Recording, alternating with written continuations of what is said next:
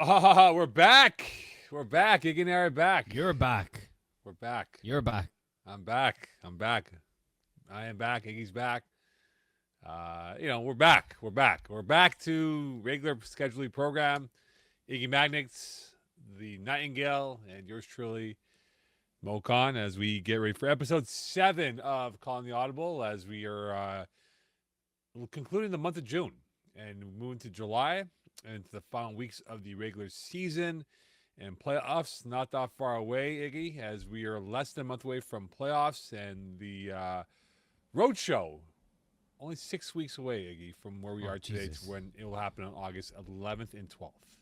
You're always the man of the schedule and counting down the days, counting down the days to our scorekeeper app expiring. You're just always counting. I have to because you tools kept on forgetting certain things. When I came on board, hey, you guys have games on Easter Sunday? We do? Oh, bleep. Yeah, you're right. Save the day that time. Anyway, Yeah. this a reminder, by the way. Um, I know it wasn't on our script, Eggs. I know I've been asked questions of it. We've been receiving emails about it. Spring registrations. Have we set a date yet, or we're looking more end of July for spring registration openings for I September think beyond here? What's going on? you keep saying spring. I mean, fall registrations. That should be well, we're having discussions I believe next week. Ones that I will well, the discussions I'll be part of, but the season I will not be part of.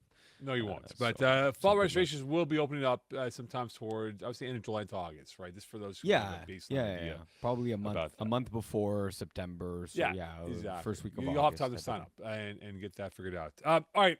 More importantly, though, we're in the final months of the regular season, which means that we're in the final 3 games, 2 games, maybe 5 games for some teams, 4 games. Who knows what it is? But a reminder to all the captains and players out there: please double check your game day rosters to make sure you have the minimum of 5 games playoff eligibility. If you don't, and you submit a request, hey, Joe Smith or Jane Smith played for us on June 20th, and you send this to us July 15th, a little too late. So please double check after every game that you have that the games played matches up to the players that you have potentially eligible for playoffs. Because if it doesn't, and you send us an email within range of that game, we can double check, verify the scorekeepers and the whole nine, and get that figured out. And so it's important for you to really be thorough with what you have, because we don't want teams going into playoffs with 5 eligible or 6 eligible. Then one person goes down, they're down to 5 players. We want to make sure that everyone has more than enough players that can be playoff eligible to play come July 18th and beyond. I'd even add, since we're on the topic of rosters and getting games played, if one of your players has been seriously injured, and by serious we mean going to see a doctor, get a doctor's note saying that this player will not be able to play sport the next 4 months between June 20th and August 1st because we do have IR rules. Go ahead in our roster and regulations document in our resources tab here, documents, rosters, regulation. I believe it is section 4. So go ahead and read up on how to apply for any injuries that your team may have suffered, whether they are injuries during the season and your player is ready to come back for the playoffs, or you've lost a player during the season, no longer playoff eligible or cannot play in the playoffs, you can get those games transferred on to someone else. There are, however, certain criteria as to who can be the replacement, rating constraints and all. So go ahead, take a look, read. It's very clear. Read the document, section 4, I believe. All right. Lastly, you wrote this in the script here, Iggy.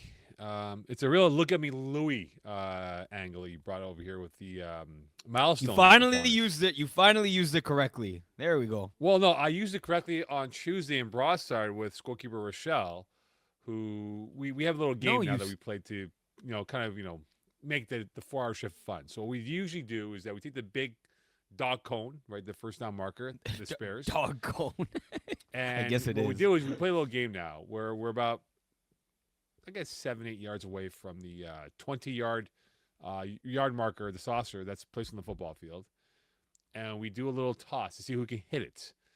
So she had a look at me, Louis moment. Oh, I was closer than you, Mokan. I go, no, you weren't, Rochelle. I was close enough to it than you were. Oh, mine dipped away. I go, that's a look at me, Louis moment there, Rochelle. It's all about you. No, that's not. About being, No, hey, you know what, you Mo? see, no, Not a bad no, shot. You need a VAR to review that now. VAR.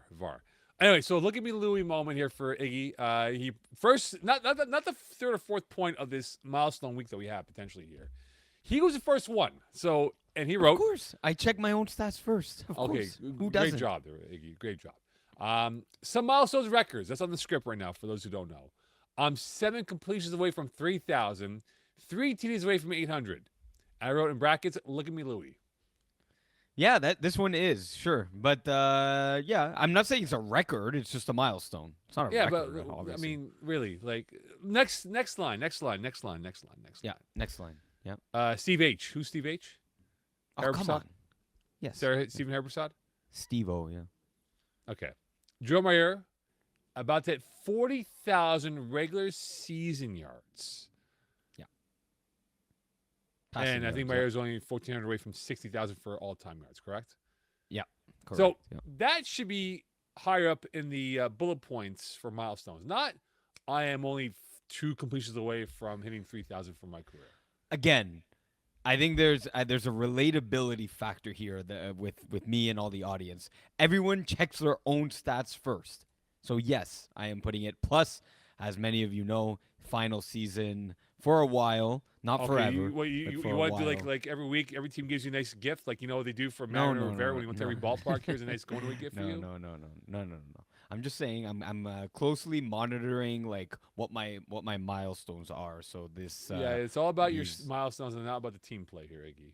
The old Iggy would have been like, it's all about team play, guys, not milestones. It is. It still is. I still want more wins. I'm not happy that this guy's making it sound like he's going like moving away for life. He's gonna come back in like 2 months. I just said it's not forever. It's only for a few seasons. But anyways, there are other milestones and records upcoming. For example, Matt Kerouac is his next touchdown will be regular season touchdown number 350 for him, which is bigger than your milestone. No, we just said I'm 3 away from 800. 800 greater than 350. So yeah, but that's 350 receiving. Yes, yeah, absolutely. And he's been playing since what year? Anyways, Danny Damore, next regular season INT will be number 200 for him. Greater than your 800 touchdown passes. It's close to my 140 interceptions or so. It's close. We're almost at the same interception mark. And Zachary Alberts-Gill, of course, he monitors his own sacks on his own Excel spreadsheet. Kind of like fantasy football teams that get eliminated. They want to track and see how they would do. They create their own spreadsheets. Zach Alberts-Gill, 85 sacks away from tying Jader Reedy's all-time sack record of 497. I saw that. That's like saying you're like 300 kilometers away from Toronto when you're at Kingston. It's just on the watch. He's number 2 all-time. But it's not like it was 20 sacks away. He's on 2 teams and subbing for commission in Division C. He gets like 20 sacks in every season. So I'm just saying it's coming up. I'm not saying it's a milestone that's going to be broken this season. I'm just saying it's on the horizon. You might want to start looking in fall for that. I will when we get to fall, if we're both still here. Okay. All right. On to Division C. Starting to see a separation, Iggy, in Division C. But you look at the Group A, you got Win Diesel, friends with Danny. Both combined record 12-3 so far. Diesel did beat friends with Danny by 3 earlier this season. Is this gap a lot closer in terms of the head-to-head competition with these two teams, Eggs? Or are we seeing maybe Win Diesel might be the overall better team with these two clubs? I'm not sure about that. you take a look at Win Diesel's schedule, and we've talked about this in some weeks past. Uh, yes, the Friends with Danny victory, impressive. Um, and I'd even give them the kudos on the 1 point victory over Trinity, who's a rather experienced team. Haven't played in a while, though. The commission victory, they were up 6 points to start. Apparently, should have lost that game. Whatever the case, a depleted commission roster, still a 1 point victory. Team Ruthless without a win. Warehouse among the lower end of the Division C, and only a 3 point victory there. Got beat up by Fins Up, which that's a true great Division C team, and got crushed there, doubling down on them 40-20. Then against Rico Riders, they performed better. I was scorekeeping that game. I'm not ready to say impressed, but good win, solid win for the team. These next 2 games, even I'd say the next 3 games, are going to give us a much better indicator of how Win Diesel is against Big Fat Bats, West Island Boys, and against Trap Stars. Whereas Friends with Danny, they're coming off some blowout victories. Killer Rays haven't been doing as well, and our boy Pease Delarise threw for them on Tuesday night. Looked Yeah, it a was shell of Christmas his for, former it was self. friends, it was Yeah, Christmas for Friends with Danny on that day. exactly. He looked like a shell of his former self, but also Snapper is huge in his offense, and the Snapper was just not at par. It was like his first or second time snapping ever in playing ever in FPF. So I can somewhat understand. They destroyed Pacemakers the week before, Friends with Danny, that is. Destroyed Trap Stars 52-18. So Friends with Danny are on a heater right now. They're not beating the best of teams. Trap Stars being a good team, demolishing them. Pacemakers being I'd say below average Division C team, demolish them. And Killer Rays just not their season right now. Again, same thing with Win Diesel. Now you have me saying Win Diesel. Backfield penetration is going to be a big show me what you got type of game for Friends with Danny. Right now they're on a heater, so if they can continue beating up on a team like backfield penetration, then I'd say the gap is larger than what it actually seems like. Okay, so you brought up some points about Win Diesel. They're 5-0 in games decided by 3 points or less this year, 4 points or less this year. So, not them blowing out teams. To count, the opposite effect, as you said before, is that yes, Friends Daddy blowing out teams. Is that a good thing or bad thing? Right? You talk about teams that kind of have like the momentum. Hey, they were blowing out teams, but in hindsight, when you get to playoffs, you're not going to blow out teams by 30 plus points. Not going to happen. I mean, the competition is better. Anything can happen on a one-off now in the situation. Now, look, I think for when Diesel, it's taking them time to adapt to playing in a higher division. I mean, tighter windows for my boy Jordan Love, a.k.a. Will Sabag, who has been phenomenal and I think is going to go up and up. And also, you think about for Friends of Danny, they've been together for a very long time in this league, so they know how to win in these type of games here. I think in the rematch, what it'll come down to will be extra points and who can hit those extra points. If it's a close game and it's 1 or 2 points, I mean, I would lean towards the history of this season of Win Diesel being 5-0 in games decided by 4 points or less. So I think right now I'm giving the edge still to Win Diesel. And when we get to that point, if they do meet up again in the playoffs, I'll be very fascinated to see what adjustments both teams do in round number 2 if they do have that second battle at some point in late July, if not into early August. Yeah, interesting take there. I'd wrap it up by saying I'd actually go Friends with Danny in a rematch with a 6.5 point favorite. Actually, Oh, oh, because yes, they've been beating up teams, oh.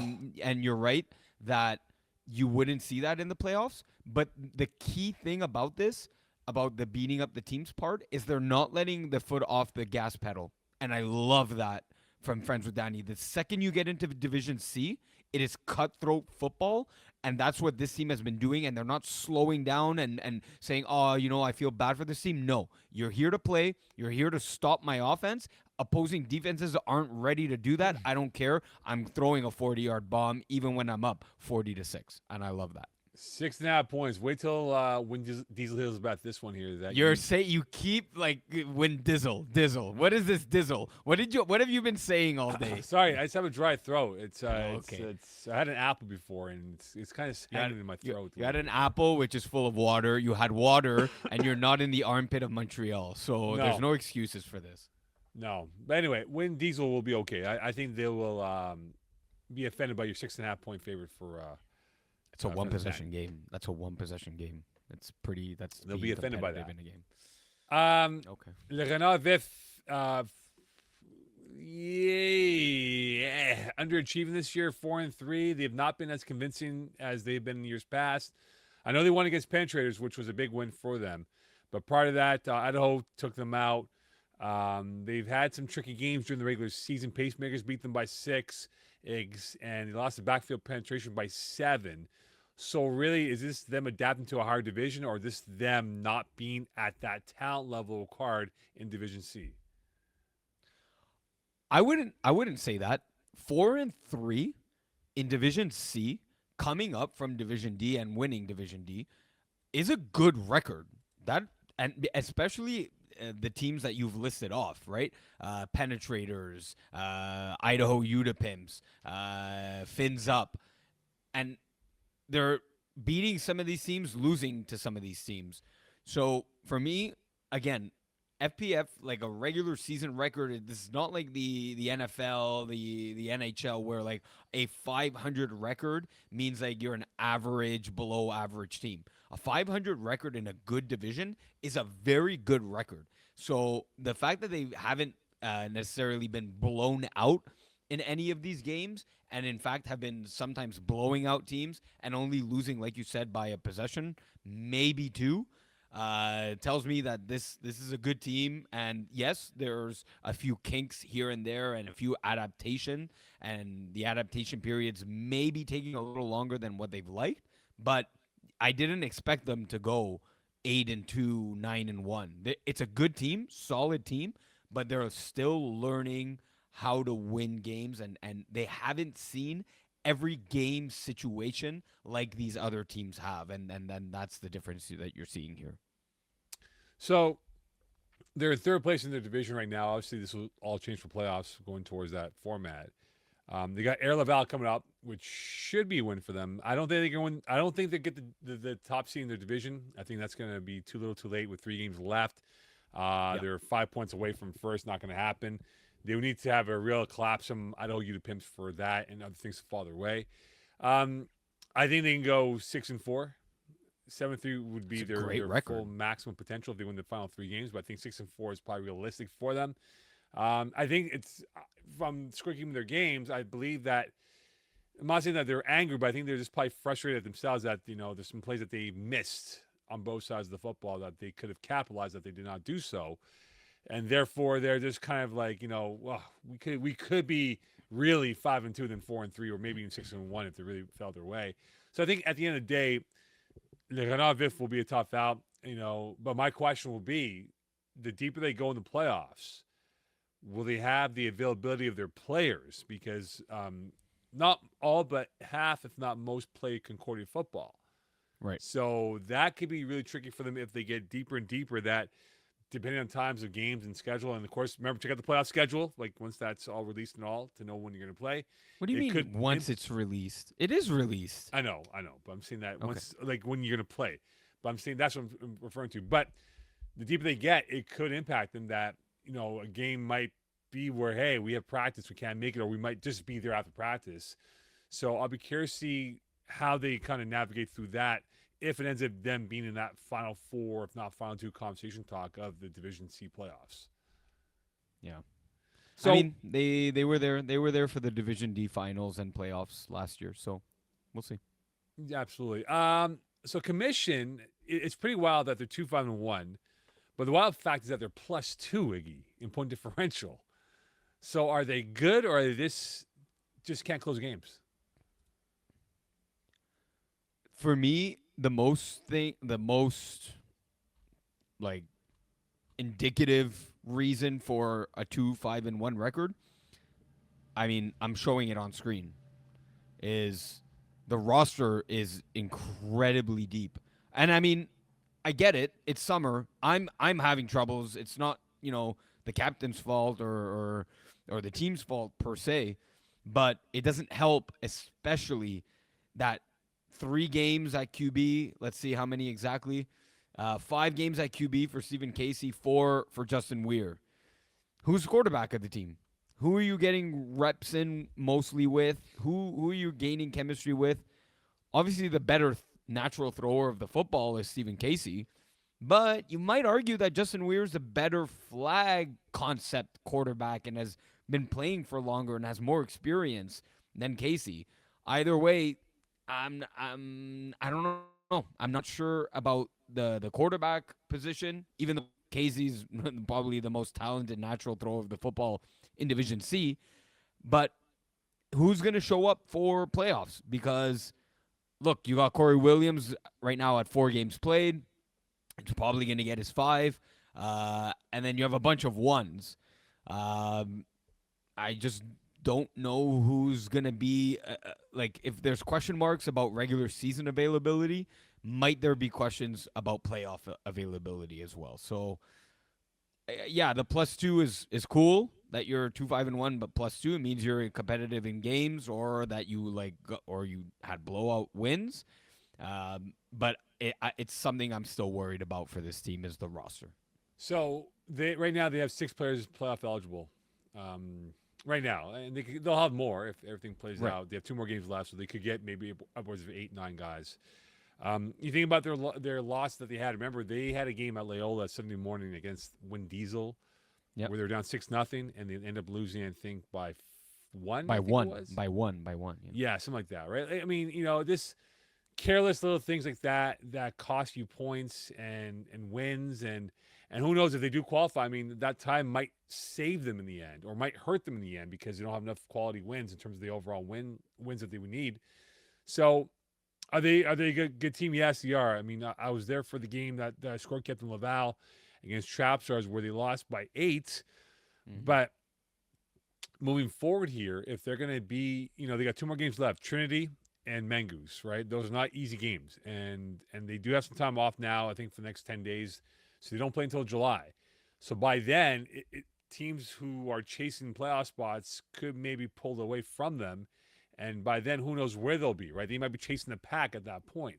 So I think now they don't control their playoff destiny. If they do win out, it definitely will help them for sure, Iggs. But as of today, and again, it goes back to those sloppy losses that they had back in early May.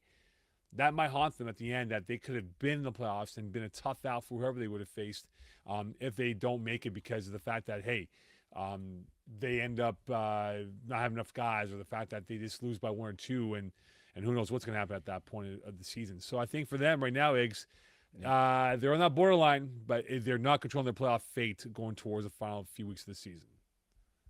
If they win out, they are. Yes, but they have 2 weeks off, right? So by then, once it settles in 2 weeks, Team Ethnic could be up 4 wins, right? Mengoose, Trapstars could all be 4 wins.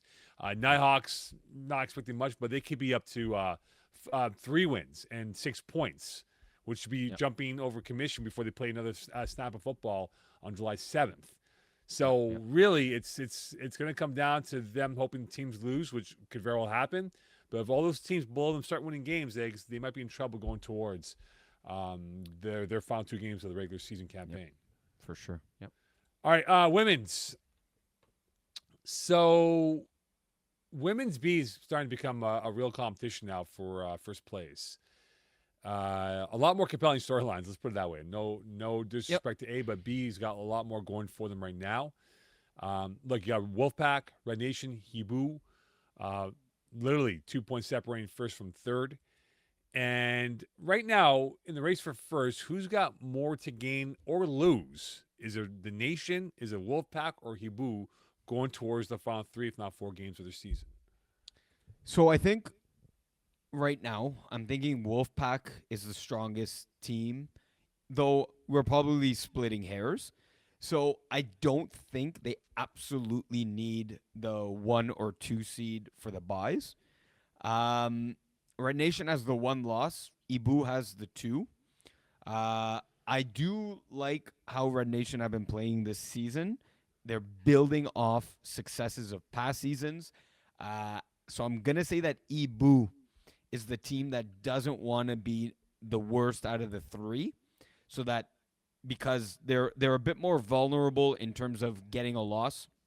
So they're more in need of that 1 or 2 seed for the first round bye. First round buys, they're good and bad, right? So an extra week, maybe 3-4 days that you're not playing, but it guarantees you that you move on to the next round. And even though you can probably beat, say, the number 6 seed right now, Les Boys, there's always that chance that maybe you're only 5 girls or 4 girls, and maybe a couple turnovers, a couple bad calls that don't go your way, and the boys are down one on your own on your 5 yard line with 2 plays remaining to win the game. So you're always gonna take the buys when you can.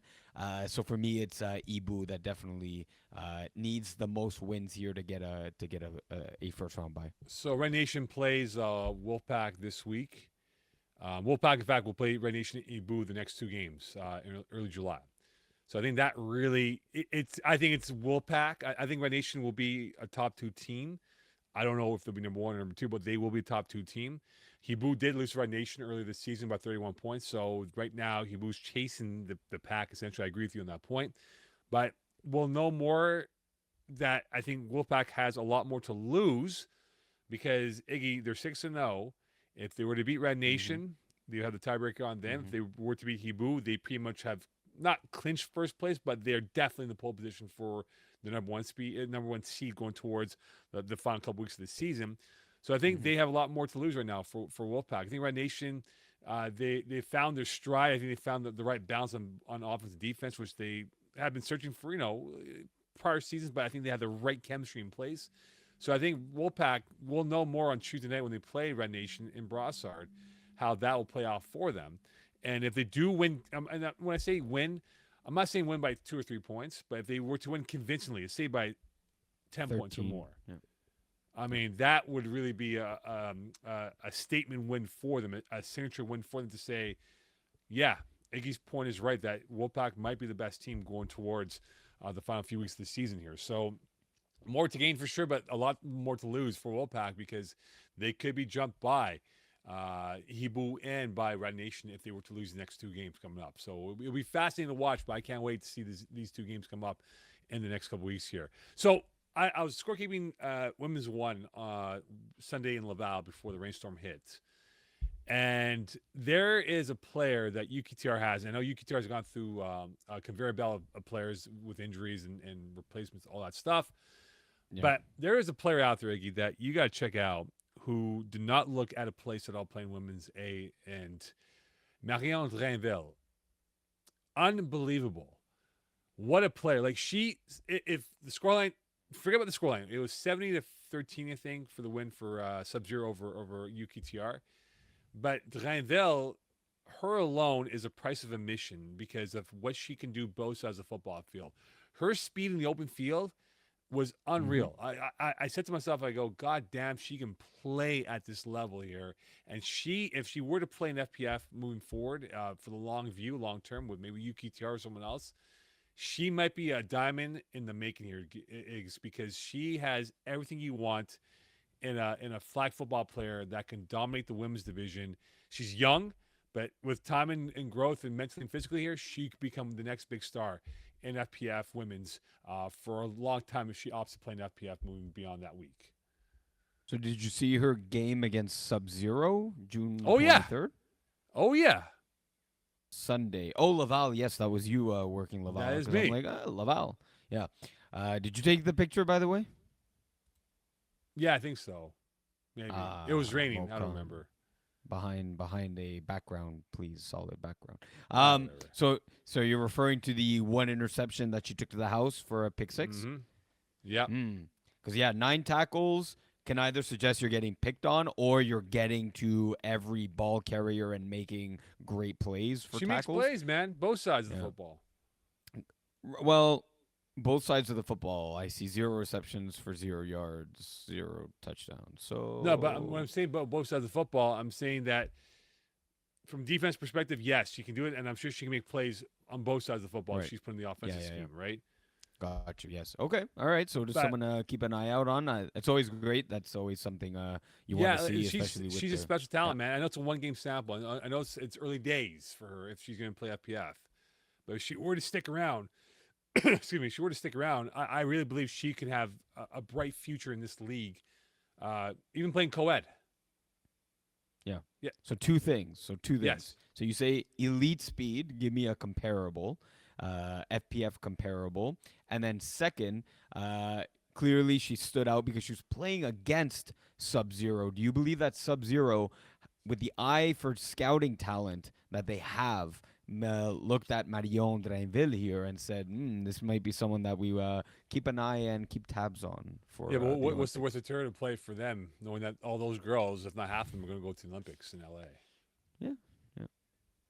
I mean, why? I So mean, maybe down the comparable. road, maybe in 4 or 5 years, maybe if they do have a Sub-Zero farm system that she does end up Right. playing for them. But I Right. think UKTR, and I apologize. Sorry, I apologize, but I'm forgetting the name of the captain for UKTR. She's hurt Andrean right now. Cadoret. She's going to come back in a few weeks, apparently. Andrean Cadoret. Yes, yes. I don't think she's going to let her go. I think she's going to fence her off. Mm-hmm. That's just my So opinion. Look, she's a talent, man. I really believe she's got great potential to be a strong talent for whatever division she ends up playing if she does play FPF beyond that game. the comparable Mo the Oh comparable. yes, the comparable. Uh, I would say Oh, I put you on the she spot is here, sort man. of like a Jerome Hovington. Oh, okay. All right. Yeah, So like balanced, yeah, can like is somewhat shifty, can has straight line speed, but also can change direction yeah. fairly well. Yeah. Okay. All right. Absolutely, absolutely. Cool. Um, Great to see. for sure. We'll get back to the last women's B question in 2 seconds here. Cayenne, look, it's a collision course with them and Sub Zero for women's A. I think it's pretty obvious right now. Mm-hmm. How does Cayenne prepare for Sub Zero in what is going to be a collision course for the rematch with these two teams that they'll have at some point in the playoffs here? I know Cayenne's been kind of rolling through the gears here, but could they put it together and beat a team that they are very familiar with in the women's flag football circuit worldwide? I think so, but it's going to be incredibly tough. Like we know that this Sub-Zero team is A1, but this Cayenne team is right behind. And and I only say that because it's not their main roster that they usually suit up, because that main roster that they usually have is capable of going toe to toe and win, backing a win with a loss and a loss with a win against Sub Zero. I mean, when you have a quarterback like Sandrine Gobe Uo, you always have a chance. You always have a chance because it can be the difference of making just one mistake that potentially Sarah Parker has made, and she by mistakes in the form of interceptions have been on the high side for Sarah Parker. So if there's a game with 2, 3, maybe dare I say 4 interceptions, very unlikely. But if there's a game like that on a one-off, single elimination game, Cayenne is the team that can take advantage of that and put points off turnovers with the defense that they have to create those turnovers, and then the offense to punch it in. So yeah, it's definitely possible. It's a very tall task, though, of course. So if the last game I believe was in June at Loyola Sunday morning, came down to the last play Yes. scored by Emma Racine on the game-winning touchdown. I believe that was the last one. Was it, Iggy? If I stand correct? So that was the 9 a.m. But then Yeah. they played 2 days later at Marie Victorin Right. So on so Tuesday. in reference to the 9 a.m. game, Um, I really think that they if they play like they did in that Sunday morning game, it's a lot Mm-hmm. closer than people are going to say. People are going to say, well, Sub-Zero can blow them out. Yeah, they can on a snap for sure. But this Cayenne team knows this game very well. They have a really good roster to roll with. And, you look at Lorian Beauchamp, she brings that veteran leadership, savvy presence on this team. They're coached very well, by Smart. the way, Yep. with what they have as a coaching staff to work with. And you look at a player like Annie Lagacé, who she has that slippery ability. She's not fast, but she's very quick out of her breaks, and she just she can adapt her body to make those tough catches look so easy. Julien Fortin is a good solid player for this team. They have good depth to work with. I think what it comes down to is minimizing mistakes. If they minimize mistakes here, yeah, I think this might come down to that last drive, or last play, like it was on early June on that Sunday morning 9 a.m. So this won't be easy, but I think we're heading for a collision course with these two teams at some point in the playoffs, whether it's now or the roadshow weekend that we have in mid-August. So lastly, Eggs, Supernova. We just to kind of wrap up that women's B angle here. Supernova, they lost to Red Nation in Ibu. Are Yeah. they an outside contender, or would you put them with those two teams plus Wolfpack as being legitimate for title challengers? You know, at the beginning of the season, I would have said yes, but I did, see and know that they were playing very much weaker competition. Um, and I'm still gonna say yes, despite the losses to Ibu, despite the losses to Red Nation. They were still close in those games. 21-14 loss to Red Nation, 18-6 uh, versus who was it? Ibu. I still like the quarterbacking of Florence Bro, and they just have so many options, especially defensively. This team is very, very deep defensively. Like I've mentioned her a lot. Audrey Lajoie, but Alexandre Leblanc, very, very two. Both of those players can dominate games.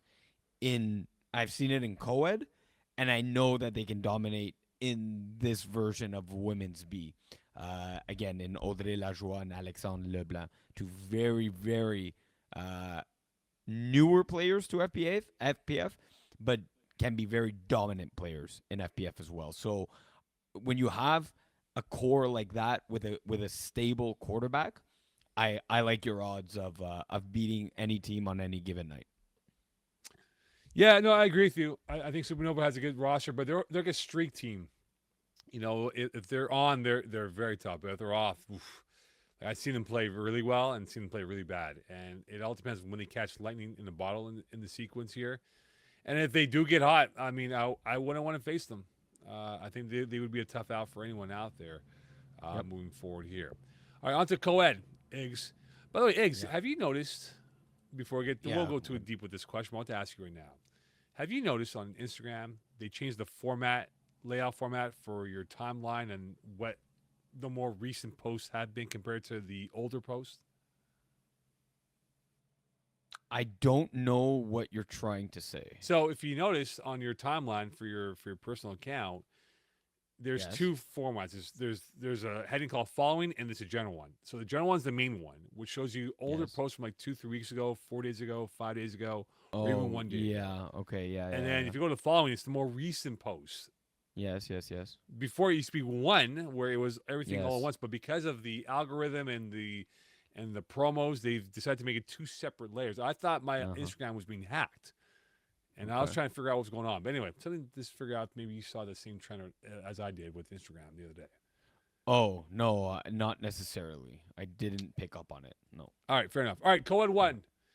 By the way, gonna call you out on Coed one. Okay, go Uh, for it. my I'm my down. I'm homie, always my homie your Chris homie. Rivet, C Riv, Yeah. as he's better known as. Well, by you, So but yes. what's the deal, Iggs? Like, why are we avoiding the pass open talk, man? Huh? Oh yeah. Seaver was like, "Yo, what's up? Why you guys not talking about this?" I go, "What do you mean?" No.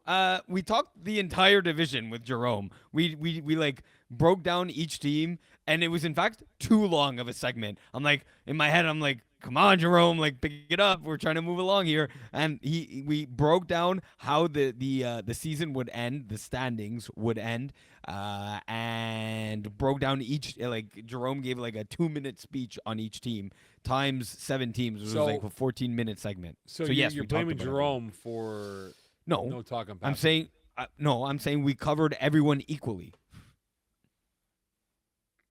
You'll deal with C Rev on that one, okay? You'll deal with him on that Okay. All right. one. Okay. Deal with him on that one. Okay, more likely to win in week 8. Vultures versus Kmez or the Bustinet against IG team. And again, you always remind me every week how this has been a yo-yo of teams I love slipping it. and sliding and moving up the I love ladder it. here. And Yep. we got two mouth-watering matchups. So who is more likely to win, Iggs? Um. Again, like we talked about with the commission, Le Porcinez roster and lineup is just so deep and like large. It's just who's playing this on any given week. Is it going to be Tam throwing? Is it Chris Vero? Is it Charles Vero? Is Marvin gonna stop scorekeeping and play? Like Or playing it's scorekeeper just at the same un time? exactly. Yes, not like that ever happens. Never. Never. Um, it's just it's I don't know, and given that they're going up against a great defense in IG team and great offense too, and just great team in general, I have to go with Vultures potentially coming away with an upset over Kiss My End Zone. Not just that reason for Porcinez's lack of a consistent roster, but also because the last time these two teams played, I think the score was like 50-47. I mean, we scored on every drive, and the Vultures still had a chance with one play from like 15 to 17 yards out to win the game. This team's capable of very capable of scoring on almost every possession. So I think those two reasons combined, I mean, you'd have to say Vultures more likely to beat Kiss My End Zone than Boston beating IG team this week. What do you think?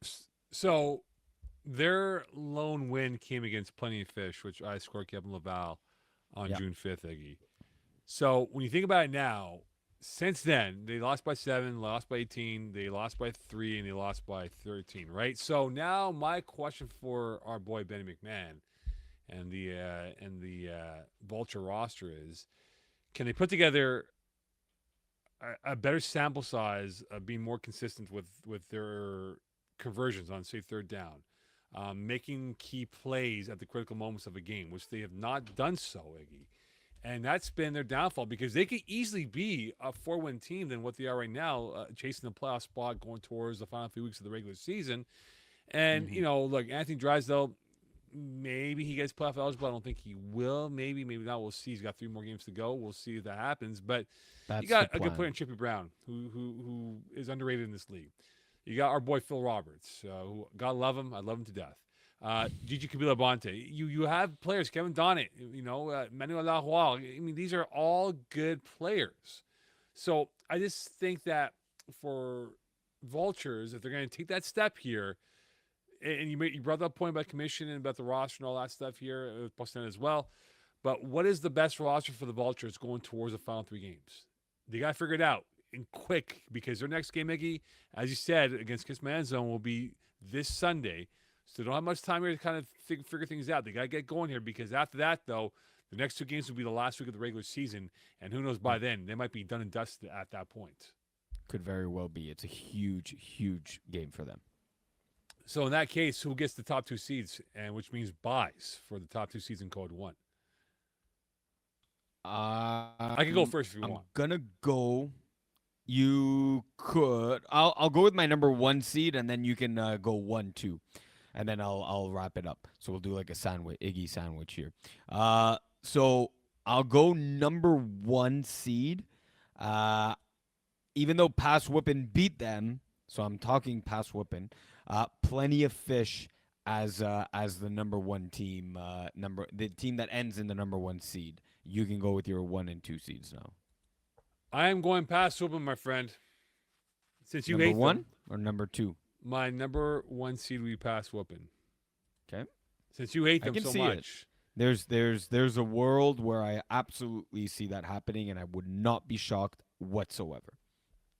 You hate them so much. 3-game win streak. They got Plenty of Fish coming up next Wednesday in Laval. Um, and then they played back to back. They got IG team and Plenty of Fish next Wednesday and Thursday.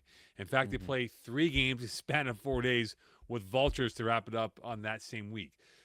If they could take 2 out of 3 or take all three, they're going to be in that position to be your number one seed in the playoffs here. Because you hate them so much, Iggy, since you don't want to talk about them, I'm Mm-hmm. going to talk about my homeboy, Chris Rive, and his pass whooping because they're going to lay the whooping on you guys and everyone else in this division. They are my number one seed, my friend. Okay. Their season changed, took a turn for the better against Kiss My End Zone. They were Of course, they were down down 9 at halftime. They whooped you guys. down 9. They were down 18 with Oh, like yes, you're right. 5 minutes into the game. And they made a great comeback. I told Chris this, and they played better. They made a great comeback. They were what 20 minutes away from being 1-3, and the season looking the other way. And now you have them as the number one seed. So good for them. I do. They're my play, my friend. I'm all in, man. I am all in the pass whooping bandwagon, my friend. There's no spot for you on that wagon, my friend. That's for sure. The last second spot here, Plenty of Yeah. Fish. I think they'll be okay. I'm not worried about them. Uh, they had a couple of yips during their 2 losses, but I think they have enough firepower to hold on to the number 2 spot. So they'll be my 1 and 2. Pass whooping 1, Plenty of Fish number 2. And for my number 2 seed, because I have Plenty of Fish at number 1, the game that's going to determine who's the number 2 seed is IG team versus Pass Whoopin. IG team beat them the first time around. So if they currently both sitting at 4-2, IG team have the tiebreaker right now. So if Pass Whoopin want to have a shot at that number 2 seed, they have to beat the IG team. And I think that happens. I think Pass Whoopin at number 2 because I hate them. Okay. That's it. That's the Okay. analysis. I think we've done enough pass whooping conversation for Yes. today, my friend. Yes. There you go. You see? There's more to come actually. I'm sure there is. Sarah Mode Mathieu, Women's Best You Female see? Award or DPOY, Defensive Player of the Year. Your opinion, Iggy. Very tough because if we take a look at her stats right now, sitting at the number one sacker, rusher in sacks with 9, ahead of the likes of Julian McLaren Thompson, Alexa Demarpena, Mathilde Sibyl. The number one rusher right now, Sarah Maud Mathieu. I think she's right now in the position poll for Defensive Player of the Year, Mm-hmm. and not necessarily best female player. Or I don't know. I don't know how you feel about the 9 sacks versus a player that has 367 yards and 10 touchdowns, or 320 yards and 11 touchdowns. It's hard to do that comparison. You're comparing apples with oranges here, but those are monster numbers by Audrey Lajoie and Frédéric Daou, where they're two of the top female. No, two of the top.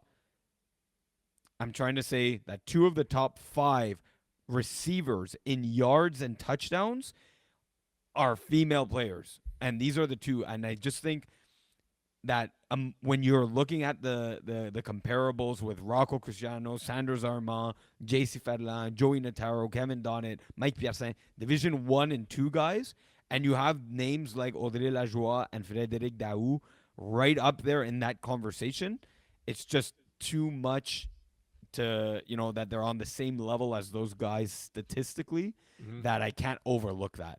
That I think Best Female Player of the Year award is going to go to one of those 2 receivers. However, she's in right now, in my opinion, the poll favorite for Defensive Player of the Year, and that's saying a lot as well. So SMM, uh, you look at it this way. SMM. Yeah, She's SMM, yes. SWM. What do you want to call her? Look, put it this way: you are in a position where you have wrecked plays. I've Yeah. always told you this, Iggy. Pass rusher never gets his proper due. It should have his own award. I really Oh, believe you're that. one of those. You're one of I've those. always said it though. Oh Like, man. people are like, oh, I mean, guys, when a pass rusher gets 10 sacks and 12 PDs, you've wrecked 22 plays. And I always tell people, look at the distribution of stats amongst the defense of that team to see who else has benefited from that pass rusher, he or she. And that's why it should be its own award. It should have its own award, like the receiver of the year and all that stuff, quarterback of the year, all that stuff. Because the pass rusher will never get its due props because we always look for the highlight numbers, not the pass rusher numbers. And SWM has wrecked 9 plays. That's 9 plays, Ziggy.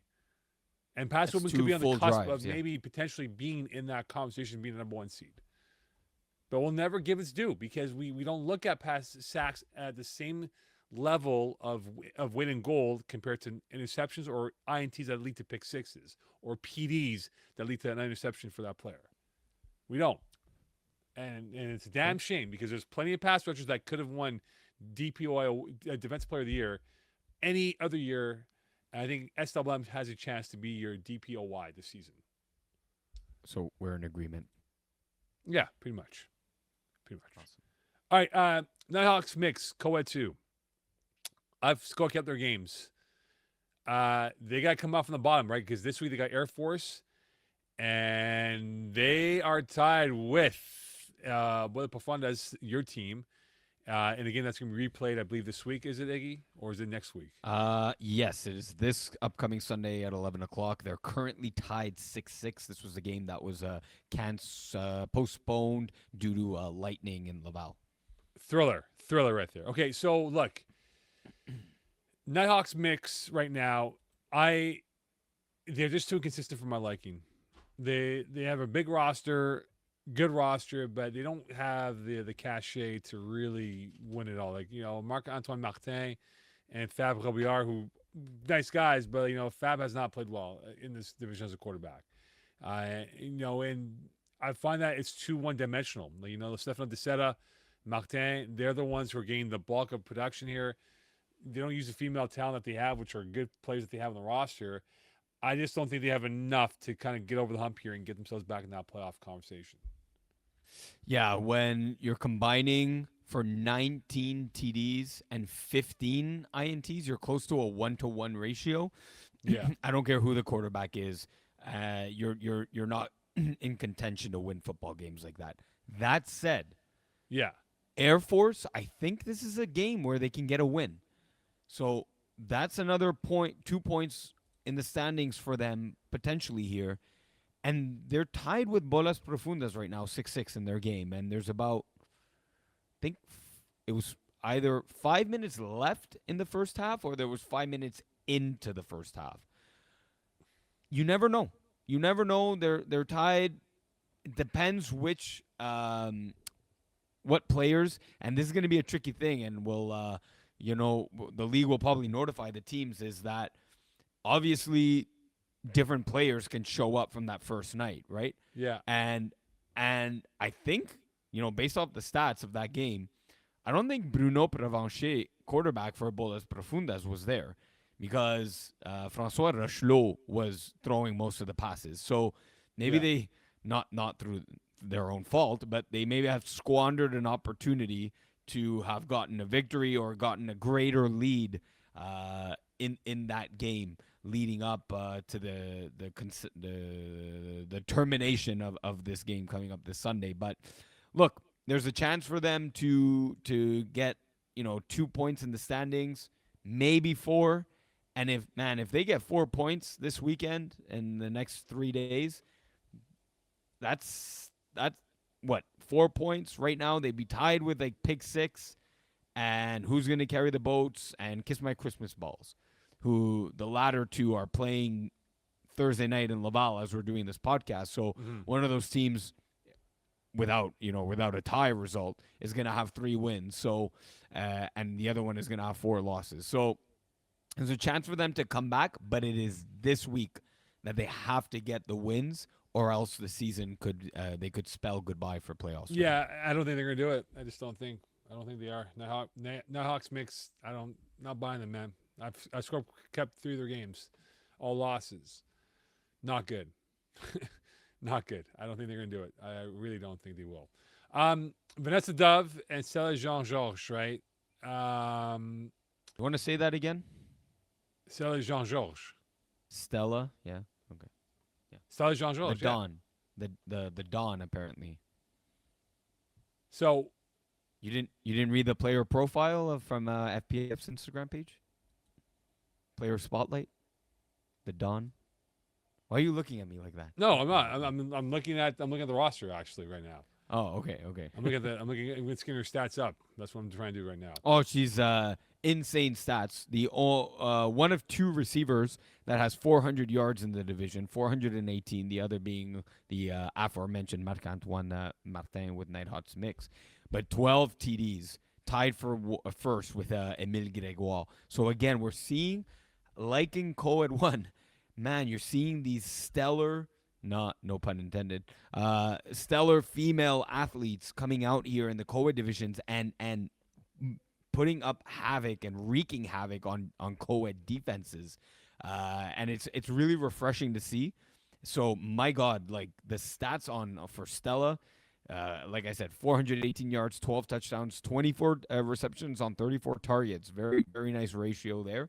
And then defensively, I look again at the rusher position. Vanessa Dove, again, comparing them with like Francois Rochelot and Jenna Rougeau, who's been very good. Like 3 of the top 4 rushers are female. Alexis Galarno, Jenna Rougeau, and Vanessa Dove. I love that the not only are they now just playing in the co-ed divisions, they're being you're seeing them atop the leaderboard. And they're making impact plays for their teams and getting them victories. So, what was the exact question again between Do both Vanessa win Dove? an individual award or just Okay, one right. win an award? Right. So I think definitely one is going to win. What am I thinking? Best female player of the year. And I think is one of them. I'll go with Stella for, man, I just don't know what she's going to win. I don't know if she's going to win receiver of the year. It depends on I know Émile Grégoire, the Cavaliers offense love to use him. But again, if the defense of Cavaliers keeps getting pick sixes like the way we saw in a couple games, that limits Émile Grégoire's offensive numbers, and Stella can take over. I think Right. Stella's calling you to see if she can get the award. I'll go Stella for receiver of the year, and I'll go Vanessa Dove for best female player of the year. So I see both of them coming out with hardware at the end of the regular season. I think Stella wins best female player of the year. I don't think Vanessa has enough stats for that award. I think Vanessa Dove's a great player. I think she's starting to scratch surface in division or co-ed 2, I beg your pardon, but in the division that she's in. But I think Stella's going to win definitely in the individual award. I think it will be female player of the year because that's 1 touchdown for every 2 catches. That's impressive, and that's 12 TDs. I don't know what the record is for most touchdowns by a female in a season, but I think she'd be up there, which I don't know if we've tracked yet or not, but hopefully we are. And that'll give us a better barometer if that's the case to be. But I think she does win. Vanessa, not this year. I think next year she'll win an award, but not this season for sure. So Zachary Albert Gill wants us to discuss the two-way player of the year award in Co-Ed 3. Now, He does. He says discuss, but Iggy, what does he want us to break down? Like, are there a couple players that we need to look at in particular, or are we looking at as a general observation? So 2 things. I'd say general observation, but he wants to know what it would take him what kind of statistical numbers it will take to win the two-way player of the year award. So right now he's far and above the leader in sacks, 17 to the next runner-up in Jacob Benoit of 1-9ers with 8 sacks on the season. He wants to know what kind of, I guess, receiving numbers or maybe so. Let's look at it this way. Let's start with the defensive side. Kasama Mombo of Bonzit, 12 interceptions, 5 pick sixes. I think that's a higher impact, and it's not a hot take. That is a higher impact than the 17 sacks. You would agree? Yeah, no. 5 pick sixes is massive. Yes. It's massive. Right? So Yeah. so he's, I'd say, second in conversation for best defensive player. And then when you look at the offensive numbers, so he's sitting at fourth in fourth with 12 touchdowns, 315 yards. As a yardage, that puts him where exactly? In fifth. So he's hovering around that 4 or 5 slot. Like Alessandro Francillon of La Secte has better offensive numbers. I checked the defensive stats for him. I believe has 3 or 4 INTs. So I think, between, if you put him head to head with Alessandro Francillon, I think Zach has it there. If you look below Zach in the yardage, you have Sam Amumbo with just 2 yards shy of 300, 10 TDs. Very comparable numbers. Zach's are a tad bit better, but the defensive numbers for Sam are just that much greater. So for me, he's either going to have to beat him out on the defensive side of the ball or really wipe him clean on the offensive numbers because they're just too similar right now for me. Yeah, I think Zach, he's got 4 games left. If he were to get 13 more sacks, 30 sacks, that would put him over the top. But with Sam Mumbo doing nothing, though. Yeah, Mumbo's 12 INTs and 5 pick sixes. That's massive, right? I was talking about the way to goal, right? Sacks are massive, but in this case, right, if Mumbo didn't have the 5 pick sixes, and we're basing it off of say 12 INTs to the 17 sacks plus more, I would give it to Zach. But right now, I think you're splitting hairs at this point. You really are, Iggy, and I think both is going to come down to who can come up with the clutch play in the final couple of games of their season. And if Amumbo gets 2 more pick sixes, it's a wrap. He's got it done. Yes. But if he gets it no more, if he's stuck at 5, and Zachary Albert Scales gets 25 or more sacks, he's got a chance. It would have to be 30. It would have to be 30. It would have to. It's a chance, but again, Mumbo is the leader of going towards the final quarter of games left. And that's still 3 sacks per game that you're asking of him. Yeah.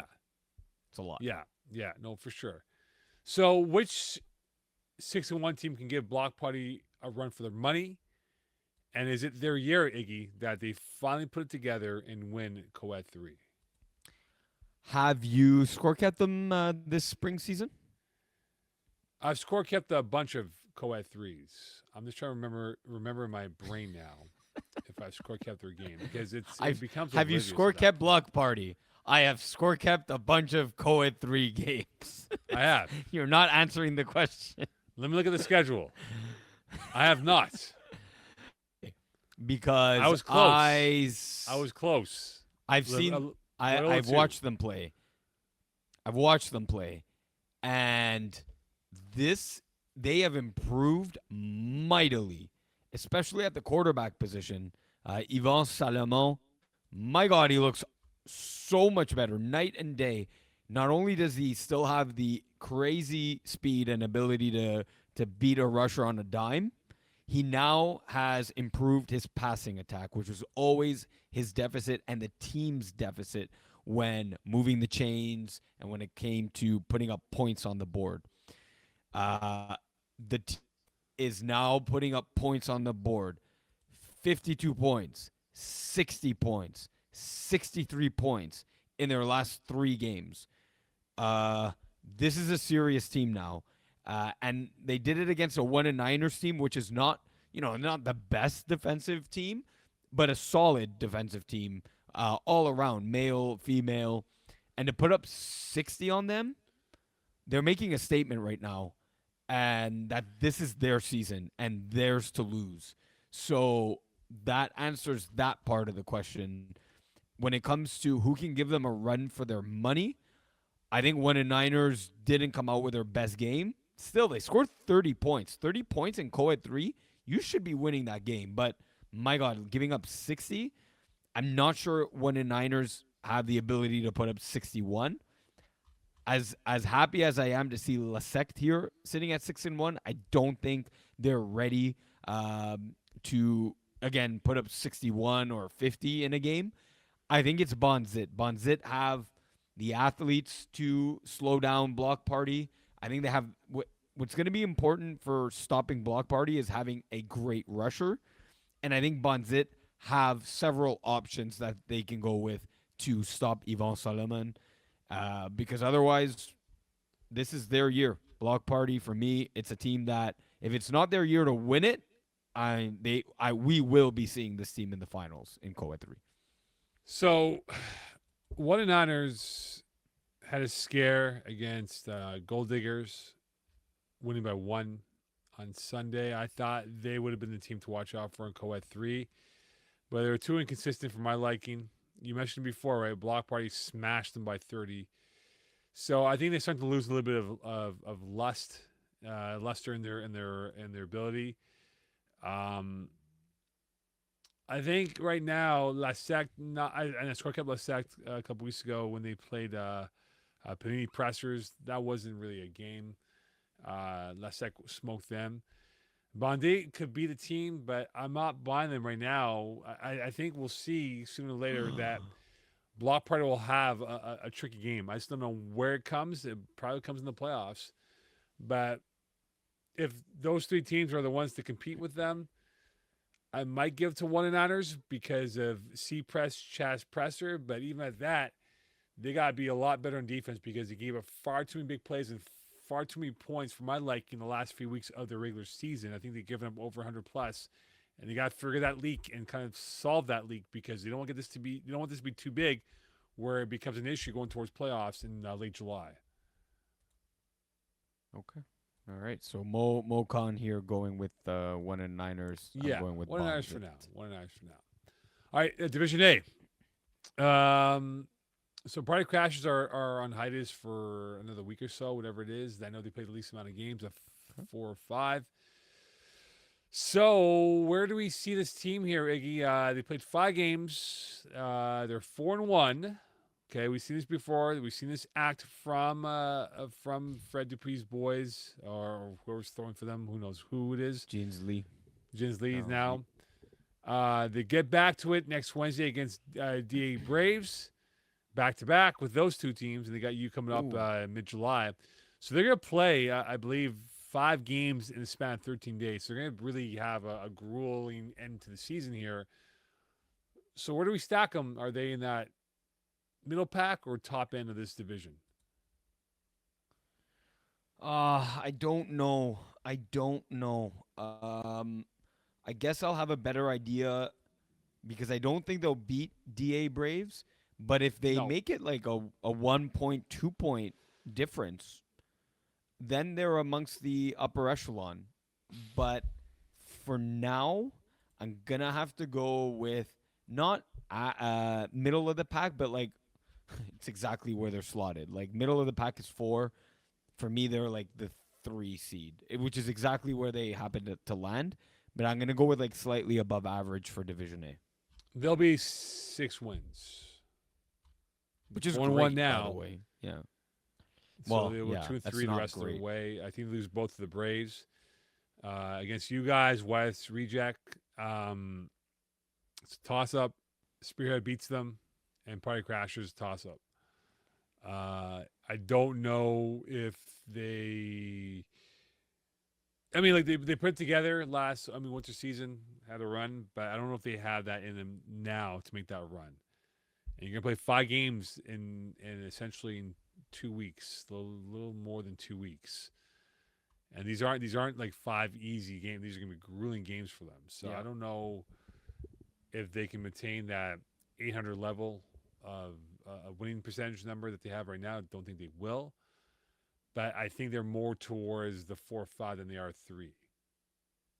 Oh, you think they're a 4-5? No, I don't. I don't think so. No, I don't I think so. don't. That's I only don't. that's. They're I'm gonna not, lose the next so two to the Braves. That drops to the 4 and okay. 3. And But they okay. Hold on. You're saying two different things. They might end up as the 4-5 seed. Yeah, maybe. But you think they're the fourth or fifth best team in Div A? No, I think they're a little higher than that. They might have the we. I talked about this with Jerome. Might have the best defense in Division A. it's good. It's very good. Yes. But now you're playing. Now you're playing the teeth of this division. Yeah. So And the that's what best I'm saying. Like offense.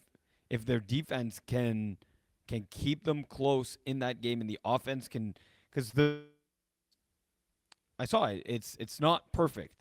I saw it the first time around. It got the better of Wyatt's rejects. I tend to think that I moved the ball easily on them the second go around, and if the Jeans Lee offense of Party Crashers can eat their I think they can afford one stop because I think the Party Crash defense can stop Jomer just once. Might not come in the form of an interception, but it might be on a 4th and 7 or maybe a 4th and long if ever Jomer gets sacked. I think they could make it, let's say, a 38-37 or 45-42 difference in a game against the Braves. Bigger game this weekend. It's Blast against Spearhead. Who does this game mean more to? Because right now, Iggy, both teams are 3-4, and they're chasing, as you mentioned before, Party Crashers for the number 3 spot. Um, let's just see here quickly. Spearhead, I know, got a victory Wednesday night in Laval over Wyatt's Rejects. Beat KGP, so they're on a little 2-game win streak here, and have won 3 of their last 4. So they're riding a little bit of Blessed, I believe, are on somewhat of a losing streak. Losers of 2 straight, and have gone 2-2 in their last 4. So the momentum's kind of riding in Spearhead's direction right here, right now. To me, because of that, I'm gonna go with Blessed. And just the rosters, right? Spearhead is a crazy roster. That is an insane loaded Div A roster. Whereas Blessed isn't as much. They're good players, of course, on the team. But if Blessed can come away with a victory over Spearhead, which is possible, that would be massive for Blessed, much more than if Spearhead were to be blessed this upcoming Tuesday. So Blast's next 2 games are against Spearhead.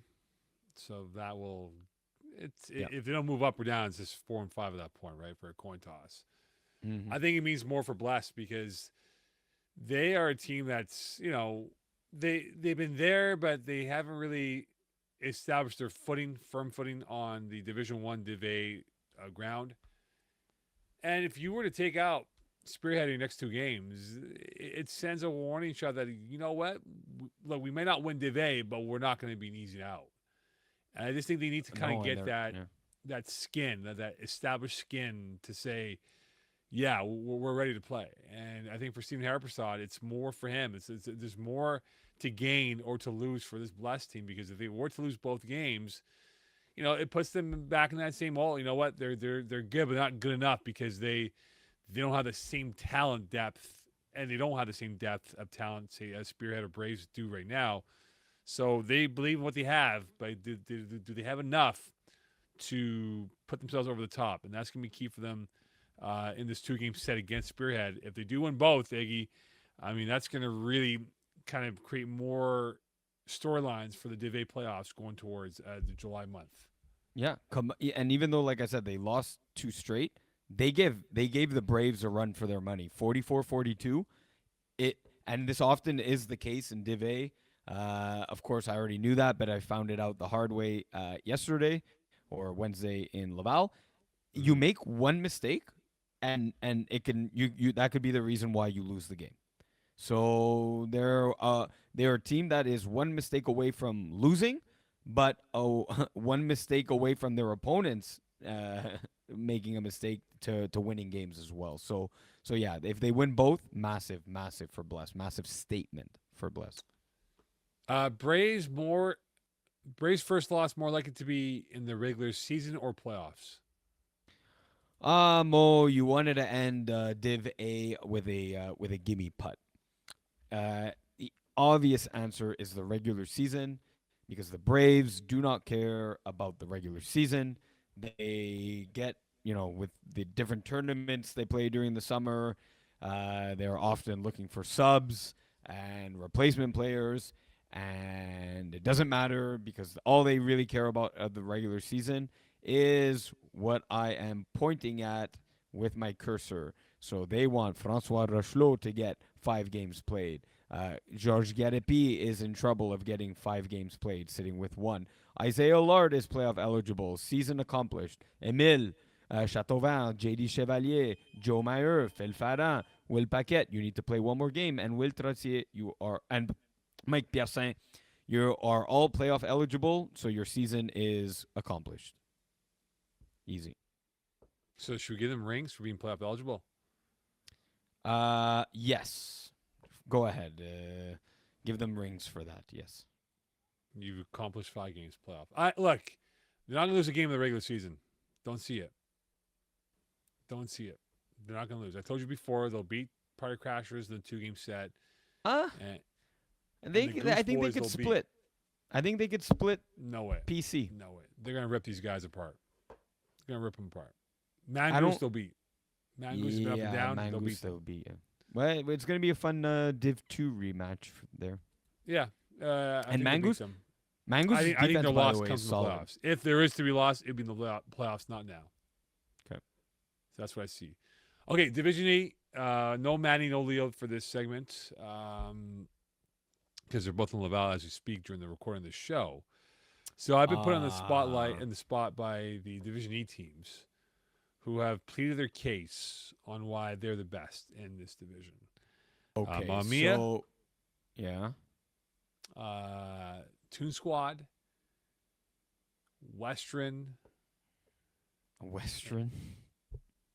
which we call it. Hold on here. Western. I meant to say. I apologize. I meant to say LPC. I was thinking different division here. Freshman. That's meant to say not Western. Freshman. That's meant to say freshman. LPC junior, of course. Toon Squad. Swiffer is also up in there. So there's a bunch of teams that are really good. Mamiya, I think, have not been tested yet. They will eventually, but are they the overall number one? I think they're impressive, but I think they kind of toy around and when they turn it on, but they have to be a team that's going to have a challenge, and they have not received any challenge yet from any team out there. Toon Squad, I disagree. but look, I score kept maybe 2 or 3 of their games now, and they have not been challenged yet. Okay, in the games that you saw, they had a 1-point victory to Baby Sharks and a 1-point victory to Backyardigans. 13-12 against Backyardigans and 26-25 against Baby Sharks. And I believe Mike Caparelli was not there for both, but definitely not there for one of those. So you can tell that when this team misses their veteran presence, they are in trouble and can be beat. Michael Caparelli was there for the game against Baby Sharks. Okay, so he was not there for the game against Backyardigans then. He was definitely not there for one of the two. I think it was the Backyardigans game he was not there for. Correct. He wasn't there for that. No, they're good. I just don't think they've been really tested. They they used 2 timeouts to show you the example. Oh, they were boy. down. They only had 4 guys for their game on Wednesday in Laval. They called both timeouts because their guys are changing up to get ready for them to be able to play. So I just think they have not been tested severely yet from start to finish. They could get a test. I mean, who knows? Practice squad. Team Wait, Timbo or even CTE Goons. Don't think it will. I think no, they'll run the no. table. But I'm Yeah, intrigued by some other teams in this division here. Um, Freshman XL, they're fun to watch. yeah, yeah. They've Swiffer, improved. the Swiffer boys, I think, have a chance here, but they may not be the best of the best, but they will be in that top four conversation going towards the playoff determination later on this month. I don't. So Swiffer Wet Jets, great start to your season, your FBF career. Uh, just relying on their athleticism to win games. The schedule has been light so far. They're gonna, you and I, Mo, we know that as you go on and move on in the playoffs and go deeper and deeper, you're not playing those same teams that you played during the regular season anymore. Now you're playing the heavy hitters. So Wet Jets maybe win round one. I'm not sure about winning two or even three rounds for that matter. I think your best teams right now. I mean, Western. I've said it all along. It's and so is Manny Bezogias, scorekeeper for us Thursday nights in Laval. That Western is not a Division E team. This is a team that should be in Div D. So them aside, um, and not even them aside, I think Petit Cara Junior with their defense can give Western a run at a championship here in Division E. I think Toon Squad could go maybe to the semifinals. At 6-1, they have great pieces all around, and a quarterback that's getting double the reps playing in Co-ed 3 with 1-9ers. Yeah. And yeah, like you said, with Freshman XL, fun team, skilled, gaining experience. I wrote this in my article, but 3 players, I think, were on Granddaddy Perp from last year's spring team that went 0-10, Mo. Yeah. This is that classic take your lumps one season, play in the fall, get a better understanding, play in the winter, slightly improve every year, get yourself a quarterback 1 year later, and now they're sitting at 6-0. So I'm happy for guys like Marcus and Keon, Cyrus, for sticking to it, sticking with it, because the league's a lot of fun, and it's even more fun, of course, when you're 6-0. Yeah, I think this, and the playoff format obviously is bracket, right? So, and the top, if you win your division, you get the top 4 seed essentially, right? So Freshman XL probably gonna get it. The Petit Carotte and Swiffer Wet Jets, they're gonna be in a fight for that top seed in their division. Mamma Mia, they got Western there, right? And that's Yeah. lingering around for them. They might be a factor going towards the end of the season. But I think this division is going to have. Put it this way: in a bracket format, Iggy, there's going to be some brackets. If we did a bracket challenge, that would be busted. Busted. Like there will not be a perfect bracket. If you and I attempt to do a perfect No, bracket, not. we would be Yeah. lucky to get maybe 55% correct in the overall aftermath Well, of this. I can tell you actually my prediction percentage in Division E is hovering at 71-72%. So it's not I don't think anyone in the FPF media doing Division E predictions for the playoffs would get the bracket right. There's no way I'm getting it right. I already know I'm not getting it right. I know It's a real look at me Louie moment there, huh, Iggy? about how I'm gonna fail. Yeah, yeah. That you have to make it yourself. 71%. I'll leave you. Yeah, that's not bad. Look at me Louie moment there by Iggy Magnets. As he leaves on a mic drop, leaving me in a bind. I guess his dog Leo had to go do something right now.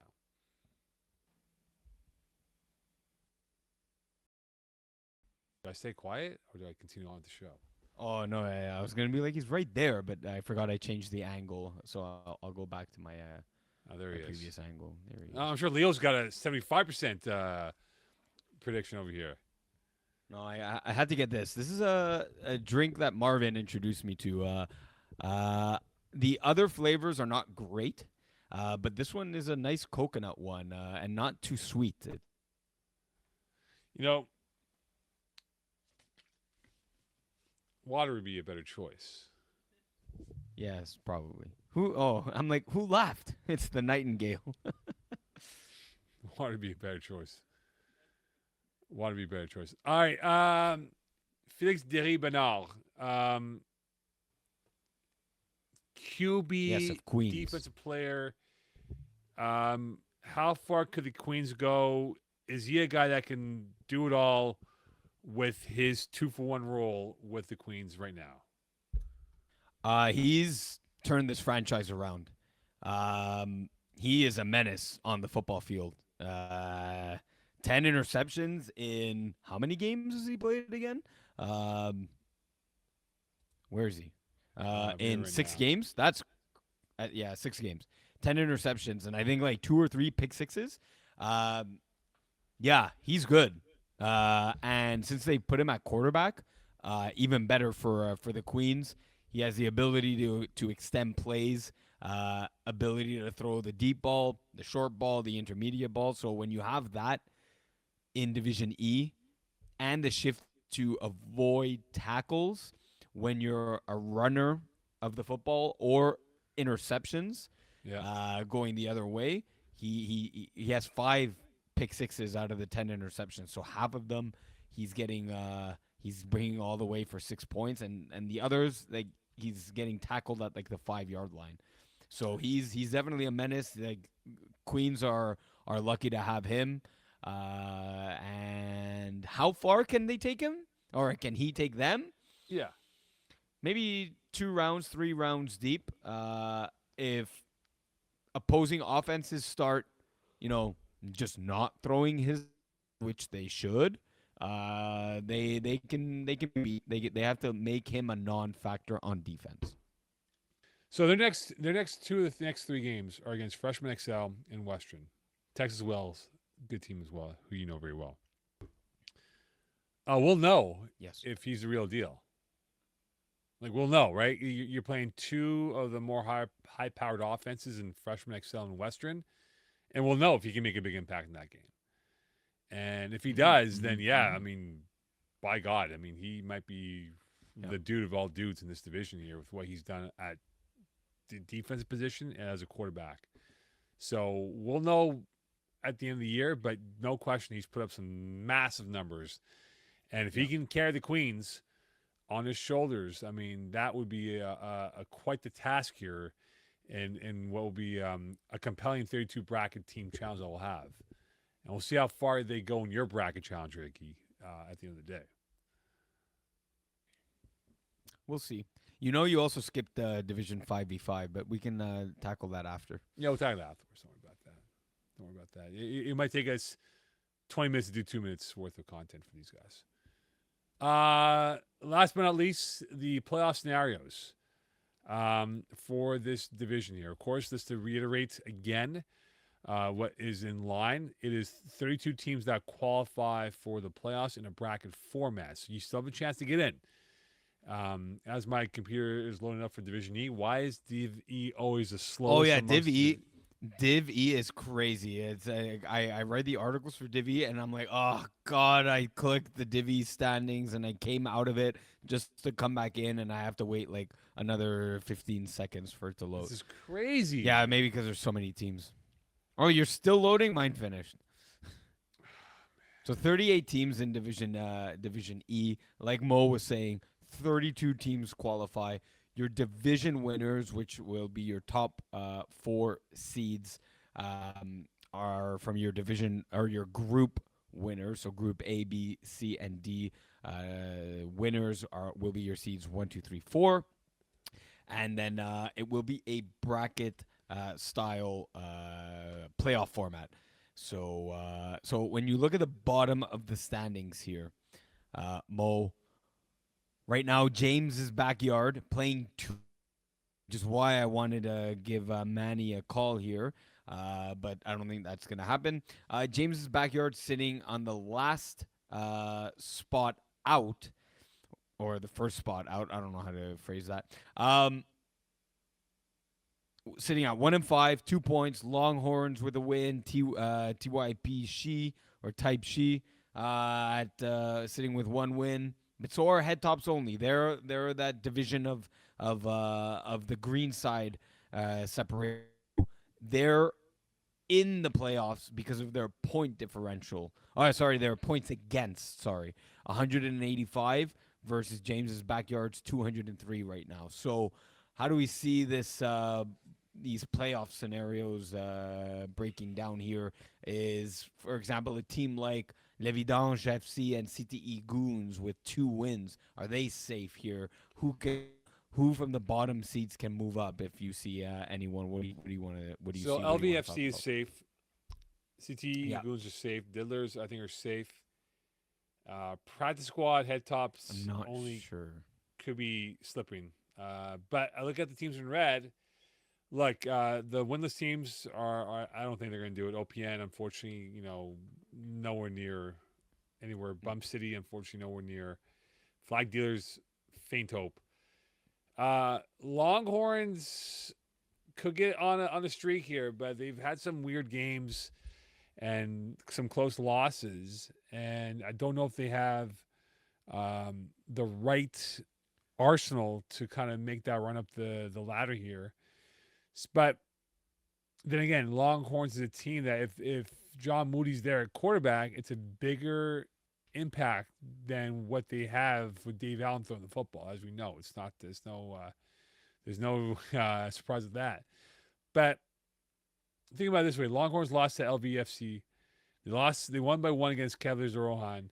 Uh, it's either been super close or big losses. And I think now with Airs coming up, Bloodline and Diddlers, maybe one more win, but that Yeah, might not be enough at that point to get in the playoffs. they're the team to watch out for to maybe sneak into the playoffs. It might even come down to that Longhorns Diddlers game, last game of the season, for both teams. That could be a win and you're in kind of game here in the Division East standings Right, and playoff standings. right. I just think that the You're playoff standings are starting to settle in for the bottom half than it is anywhere else. yeah. So Yeah, we'll I see. really only see Longhorns making a chance at jumping into the green Yeah, side of the bracket here. absolutely, absolutely. All right, on to Division D. My boys, the Snowden Deli Deegans, my homies, 8-0, Just like win Dizzle, win Dizzle. 8-0. They're running it right now. Uh, Yep. your boys love sexy over there. 4 points behind them in the overall standings. Very convincing win against Pack a Punch on the weekend. They got Slippery Slopes coming up, and they got Large Lifestyle coming up to end off their season. Is there anyone that can compete with this Deegan's team right now? That you can say yes, they will So be yeah. they will be had by this team will beat them right now if they played at 7:30 of this recording on a Thursday night. So they will go 10-0. But that's not the question you asked. I think a team like Bandits can man, it's just Bandits. I don't know. Bandits. Like they're the new Voodoo. Where's Voodoo, by the way? But come back in They're winter, the new Voodoo. Yeah. They're the new or Fall Cup tier maybe. 3. Yeah. Oh, it might not be tiers though, as we're seeing and planning out the fall season. Um, yeah, Bandits are the new Voodoo of FPF. It's just like you're good one season, not good the other. You're good one week, you're not good the other. But they are the team, in my opinion, that can take Snowden. Now I can't even say it. Deegans, the Degens. Deegans. I think they can take them out. Nah, yeah.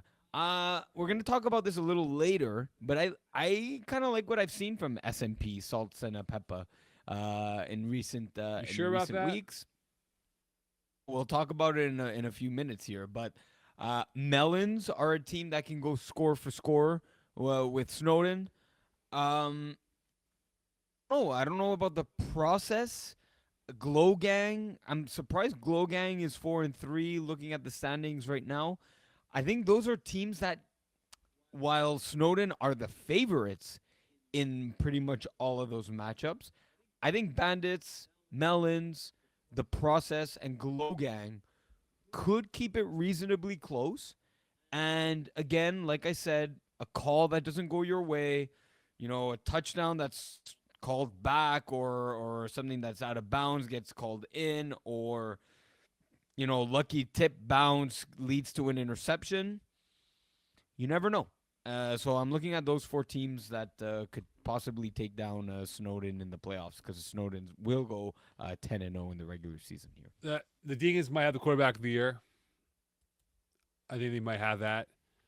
Yep. They might have the two-way play of the year candidate, Evan Chivik. He might win two-way of the year with his offensive defensive numbers that he has so far this season. They don't have many weak spots in their team. I think where they could be had, this is where they could be had, is that there's moments in games that I've score capped where they have lapses, where they're up, Yep. and next thing you know, the team chasing them is down by a score because they gave up a bad play here and there, and then it's a one-score game. But they rebound and they pull away at the end. So yes, it's sort of like they jump out. It's sort of they jump out, right, and they kind of cruise and whatever. But if they can really put their foot on the throats of their opponents early and just dust them away, they can run this table. But again, you're bang on, Iggy, about this whole playoff format and the teams you've listed. In that next round, in the one-off where there's no tomorrow guaranteed, I mean, it takes one mistake that can cost you everything and that can collapse the deck of cards. And again, it goes back to that point I'm making about the lapses. If they had that lapse, it could be where a team has that ruthless ability to turn the tables on them, and next thing you know, the DJs are chasing that team to win that football game. Yeah, I think where you're going with that, and I've seen it too. There's a bit of a emotional immaturity there, right? They're still young, they're having fun.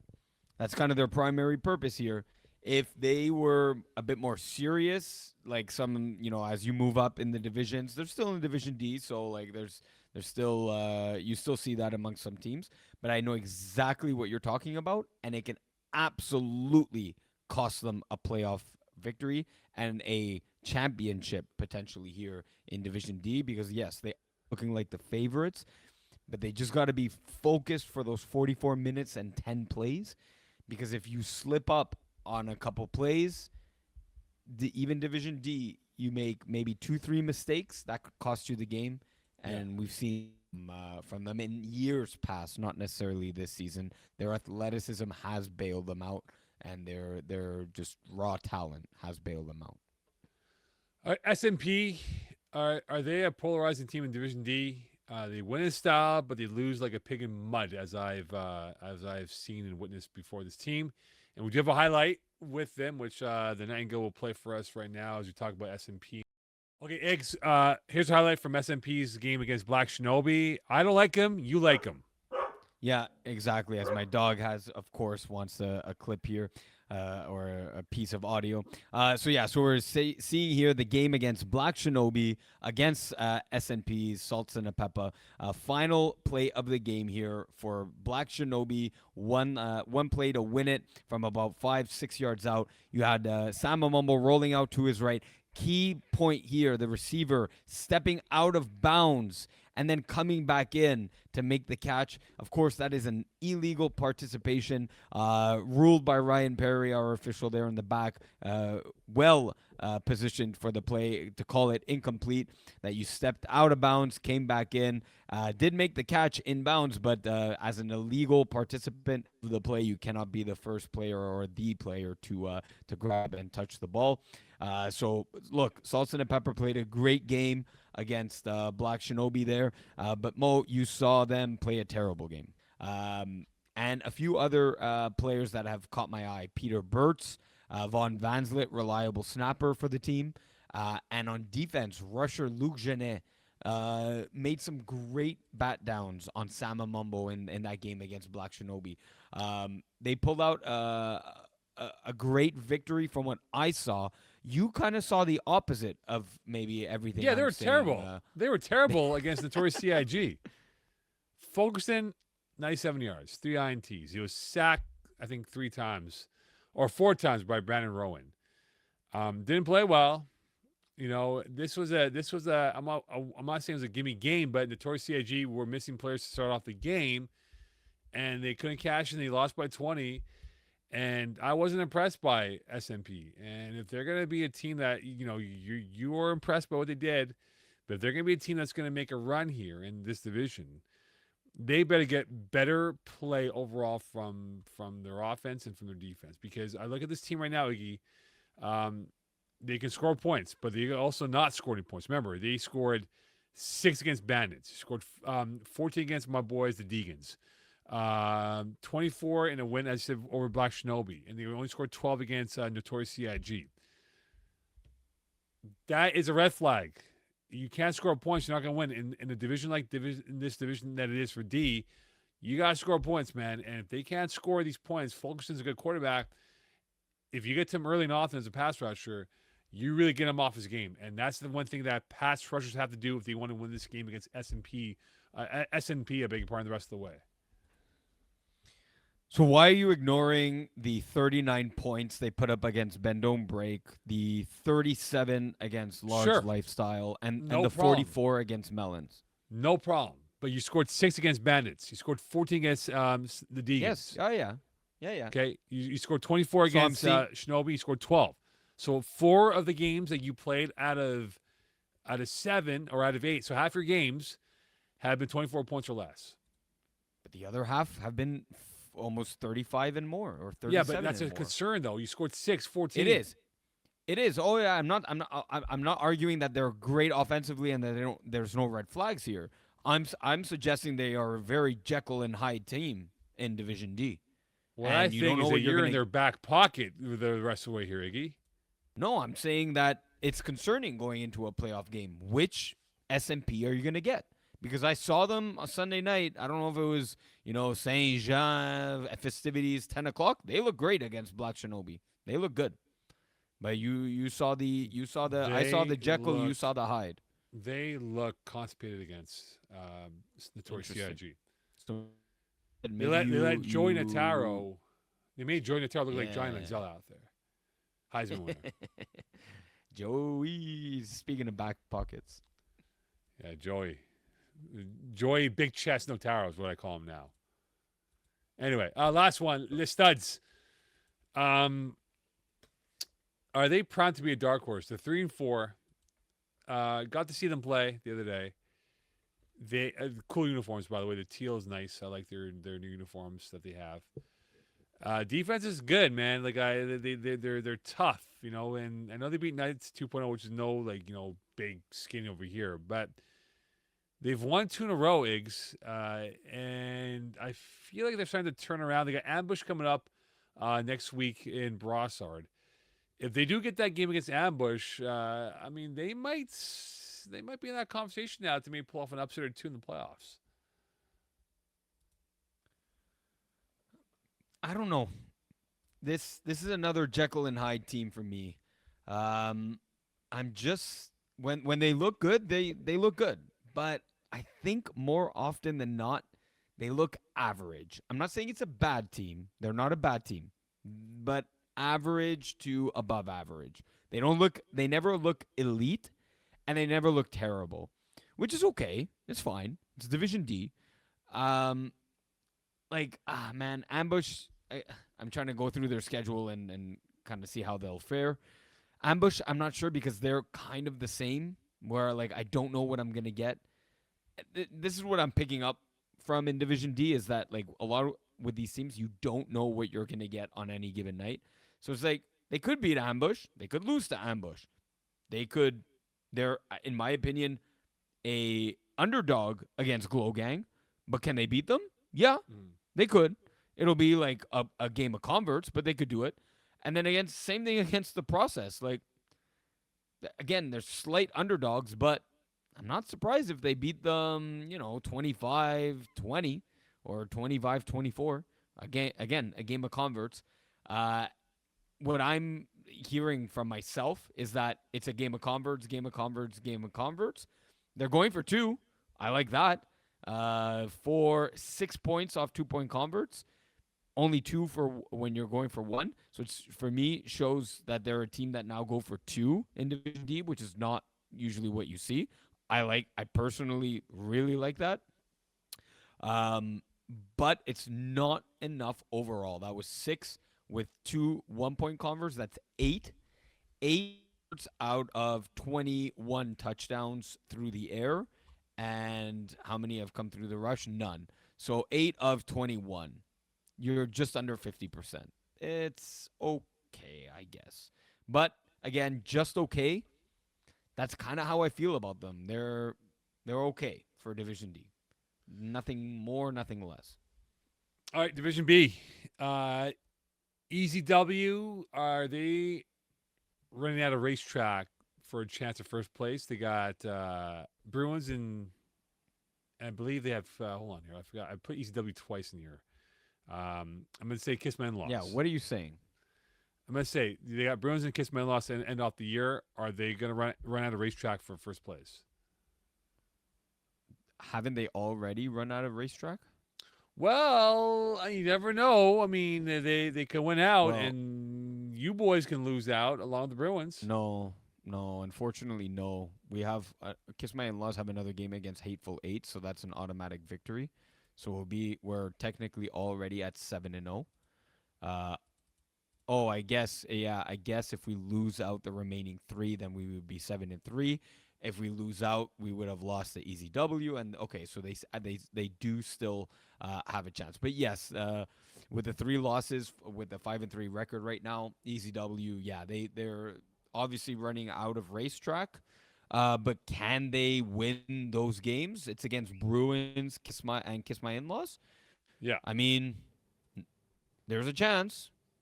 They're out of it, but I'd say there's like a 7.5% chance that they get first place. Don't like those odds. I think they win one of 2, but not enough to get into the top 2. Yeah.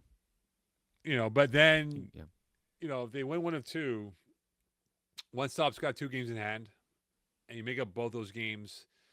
That gives them 6 wins, and I believe, if I stand correct right now, One Stop did beat ECW. So really, that's big. Yeah. Yeah, big. And that could drop them at least one more spot. Yeah, to and then 4. that now puts them up with Infantry, and and at that point, for Infantry, they did not. They did beat I them. can't see it. They beat them. The Infantry won. Yeah. Big time. Yeah. So they can drop even they more. Could slide.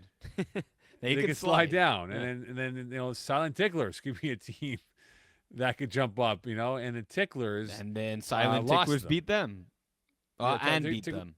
Yeah, Ticklers lost to them 35-26, and they beat them 37-6. So is it point differential in the tiebreaker with those 2 teams? No, it would then become basically like you never played them, and it becomes if there's a tiebreak. It should be the head-to-head point differential. Yeah, but I think hold it would on just here. be Like, your why? points again. In years past, when 2 teams played each other in the regular season twice, we always did point differential. Well, with the 2 teams. Let's read. Okay, so we have the tiebreak info here. So between 2 teams, if they are tied, number of wins, head-to-head if applicable, but head-to-head only means the wins and losses. Oh, the next thing is points allowed. The next thing is points allowed. The way I'm reading it, head-to-head if applicable, and they went 1-1, and then it doesn't say head-to-head with points against between the same teams into consideration. It just says points allowed. So that's, to me, my understanding is points allowed would be. We made it complicated, Iggy. Sorry, because the rule years ago was when 2 teams play each other in the season, it's usually like that. Well, if they split the season series 1-1, and they had the same win-loss record overall, and split 1-1, okay? The next tiebreaker would be the point differential in those 2 games.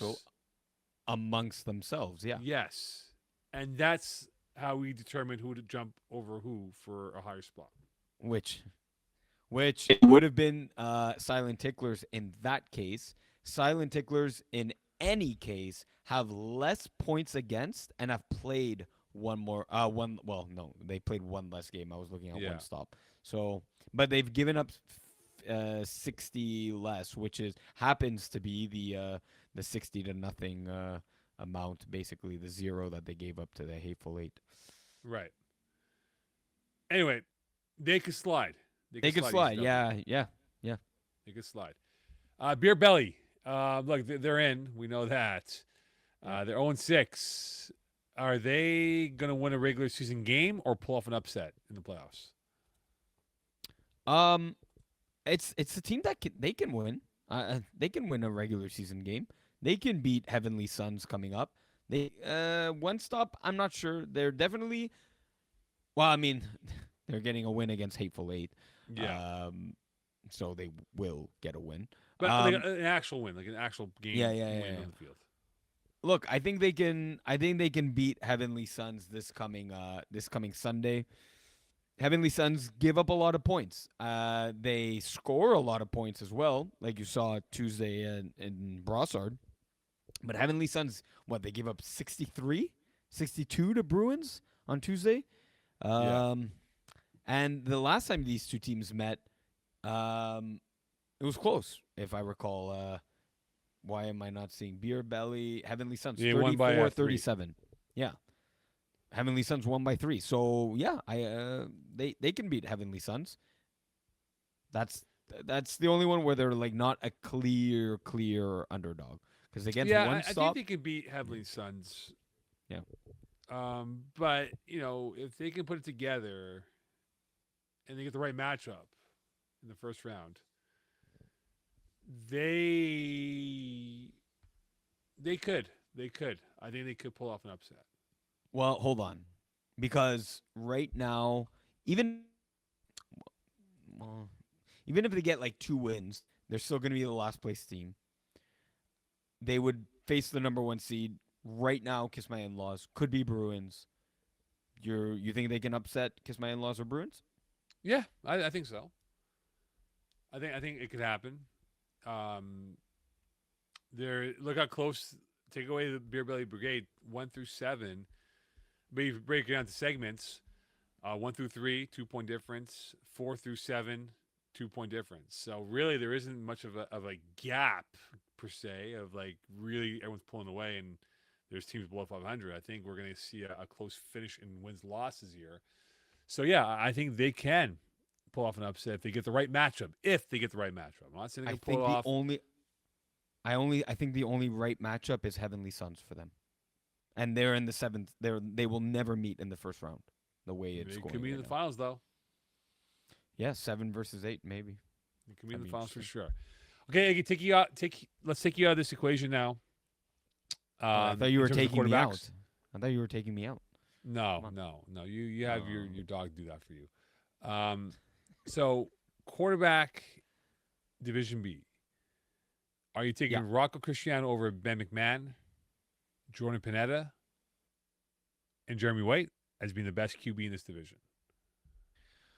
What a strange way to phrase this question. Are you just asking me who's the best quarterback in the division? But are you taking Ben this McMahon? quarterback over these 3? Taking you out because of the stats, right? Because right now, No. I get that. I know that.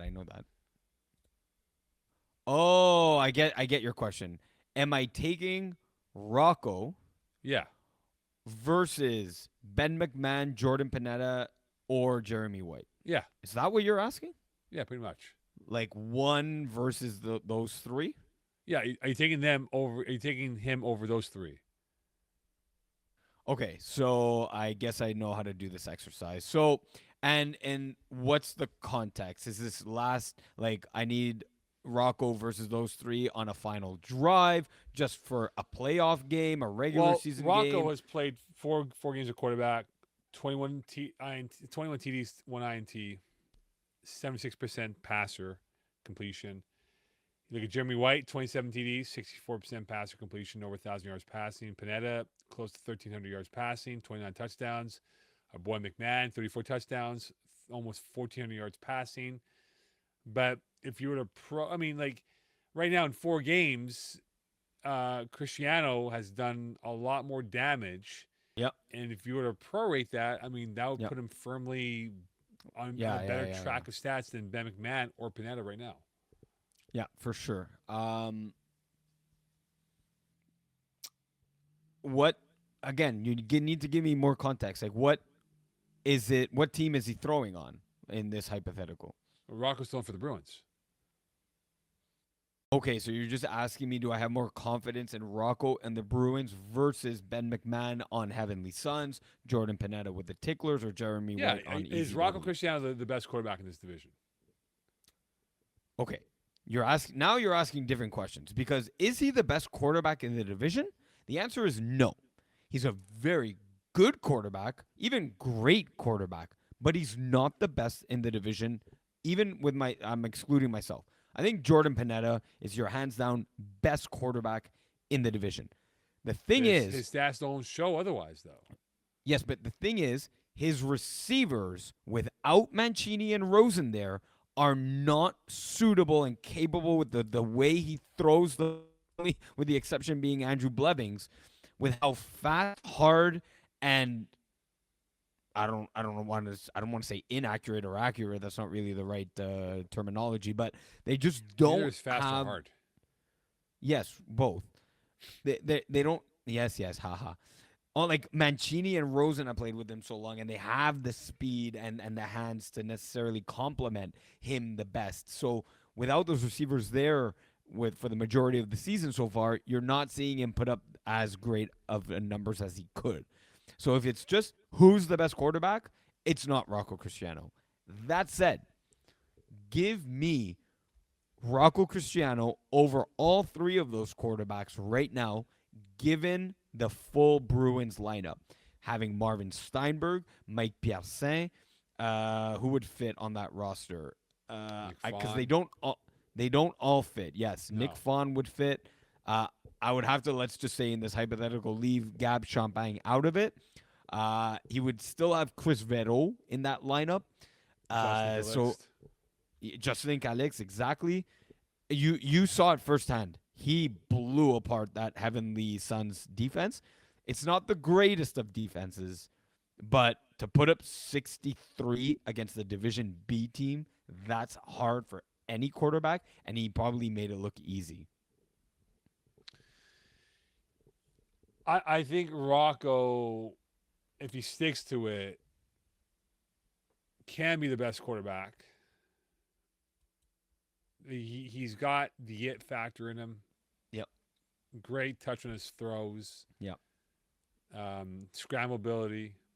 Yep. He's really good football with his Texas Longhorns football. I don't know if you've ever seen it or not. Yeah. He loves them. Yeah. Horns down, homeboy. He loves it. Welcome to the SEC, big boy. Yeah, I think they have the right mix. And I think Rocco can lead them to a championship, and I think he can be the best quarterback in this division. And if you He won Div B last year. Well, they got wrecked in the Div C final, right? But What was are it you not talking Barreau the quarterback? Yeah. If you listen to me, I said he won Spring Div B last spring. year. Okay, sorry, I meant to say. I think meant last season. I heard Winter. last season. I didn't hear the first part of it. Div B last year. So I think he is I think he is. I'm gonna go out and say he is the best quarterback, talent wise, pure talent, best quarterback. He's my. It's not a hot take. It's just my take. He is a top 10 two-way player in FPF right now. Yeah, he's so freaking good. This guy.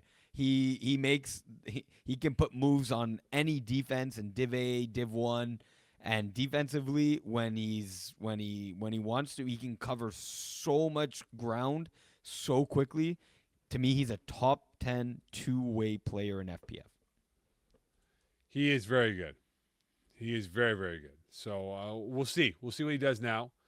But I like him a lot in this situation. All right, 5 versus 5. Iggy, let's wrap it up here. Yeah. Look, I'm not saying it's Div A, but we're starting to see a little bit of separation here. Braves running away with it. Orem Lumiere is in second. Don Bougie in third. Flagmore Sack in fourth. Jameson's and Party Crashers chasing. And KGP, one more loss, and they're going to be done. So right now, what do we take away from this point of the season with these teams now starting to really cement themselves in their positions? I think you're seeing Flagmo Alsac. Maybe we would have thought they would have been 5-0, maybe 4-1 at this point. We're seeing that they started slow off the gates, now coming away with another victory. Maybe they're starting to figure it out. They might be a powerhouse team to look out for to give and rival the Braves here. I'm seeing Diamond Bougie.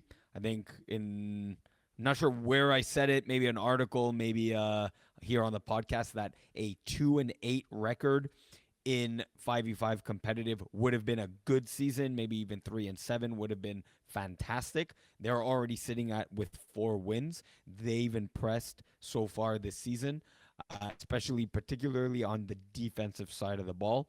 And then you've seen, I think, teams struggle, right? Flagmalsac early on, Jameson's, Party Crashers, not necessarily. And with Party Crashers, I'm a bit surprised, honestly. That would have been a team that I would have seen instead of 2-4, probably 4-2, maybe even 5-1. But even Royaume struggled early on. They rattled off 5 wins, lost to the Braves, sure. But we were seeing struggles early on, and now teams starting to figure it out. And then I don't know what the hell's wrong with KGB. I just don't. Yeah, I don't think they fit the style of playing 5 versus 5 with their current content options. But they have no wins in Div A either. I don't know what's going on. I don't know. But yeah, that's the storyline for me is surprises from Diamond Bougie, and then a lot of teams adapting and starting to pick it up now. Yeah. I mean, I've not followed 5 versus 5 last couple weeks here. It has been on my field of late, but like I told you before, I think Don Bougie's fit for the style of play. Yep. I think Flagmore Sack is going to make a run here at some point, and Jameson's have had a tough go at it, but they can make a run. And then Fred throwing in 5 versus 5, I think they'll be okay. I think everyone improves by a couple wins going towards the playoffs here. And I don't think the Braves will have it as easy as they've had it so far. And like they have the skill set to play in 5 versus 5 because they do it all the time with these tournaments and stuff that they're in. So I'm not too worried about them, but I think they'll get some stiff competition at some point in the playoffs, whoever they might get at that point. So it'll be fascinating to see how this plays out for 5 versus 5 going towards the final couple weeks of the season, though. All right, Iggs, that does it for us, my friend. Any final wrap-ups here for... No, we do... Well, let me answer the question. Yes, final wrap-ups. The playoff schedule is now available in the form of an article and in the form of the sliding page here at the beginning. So definitely take a look at that, as the dates will not change. So you do have all the rounds, day they will be played. You can then go on what day, which location the games may be played at. I say may because Tuesday, July 23rd, for example, Brossard and Marie Victorin, it could be either or. The qualifications or the percentages of teams that make it, and of course the finals. So definitely want to book off August 11th, August 12th in your dates if you feel like your team is going to make it for the finals. So definitely check that out. The template for the Spring 2024 playoffs now available. And I see we have some scores going up. Backyardigans beating James Backyard 31-14. Just because. Attaboy, Manny. Post up those scores quickly. Yes, sir. Yes, or Leo. Yeah, Manny or Leo. Well, it's 7:55. So someone, they got mercied, right? So yeah, the time to do it. All right. So we'll be back next week. Are we not back next week? Is it you and I next week? Or is it no? May want. Yes. Exactly. It's Jerome and Manu, no? Exactly. Yes. So they're next week. I'm not. And look at that. Weeks. No internet troubles today. Maybe it's Jerome's fault. Or maybe it's the Nightingale producing a good show for us. It is him. It's nice. As he confirmed he confirmed it is him. Yep. Of course. All right, so we'll be back whenever we are back. I don't know when's next time we'll be back together, but we'll be back at some point. Magic words, please. Just cause for you, Mo. Good night, Connor McDavid. Congrats, Florida Panthers. See you next week.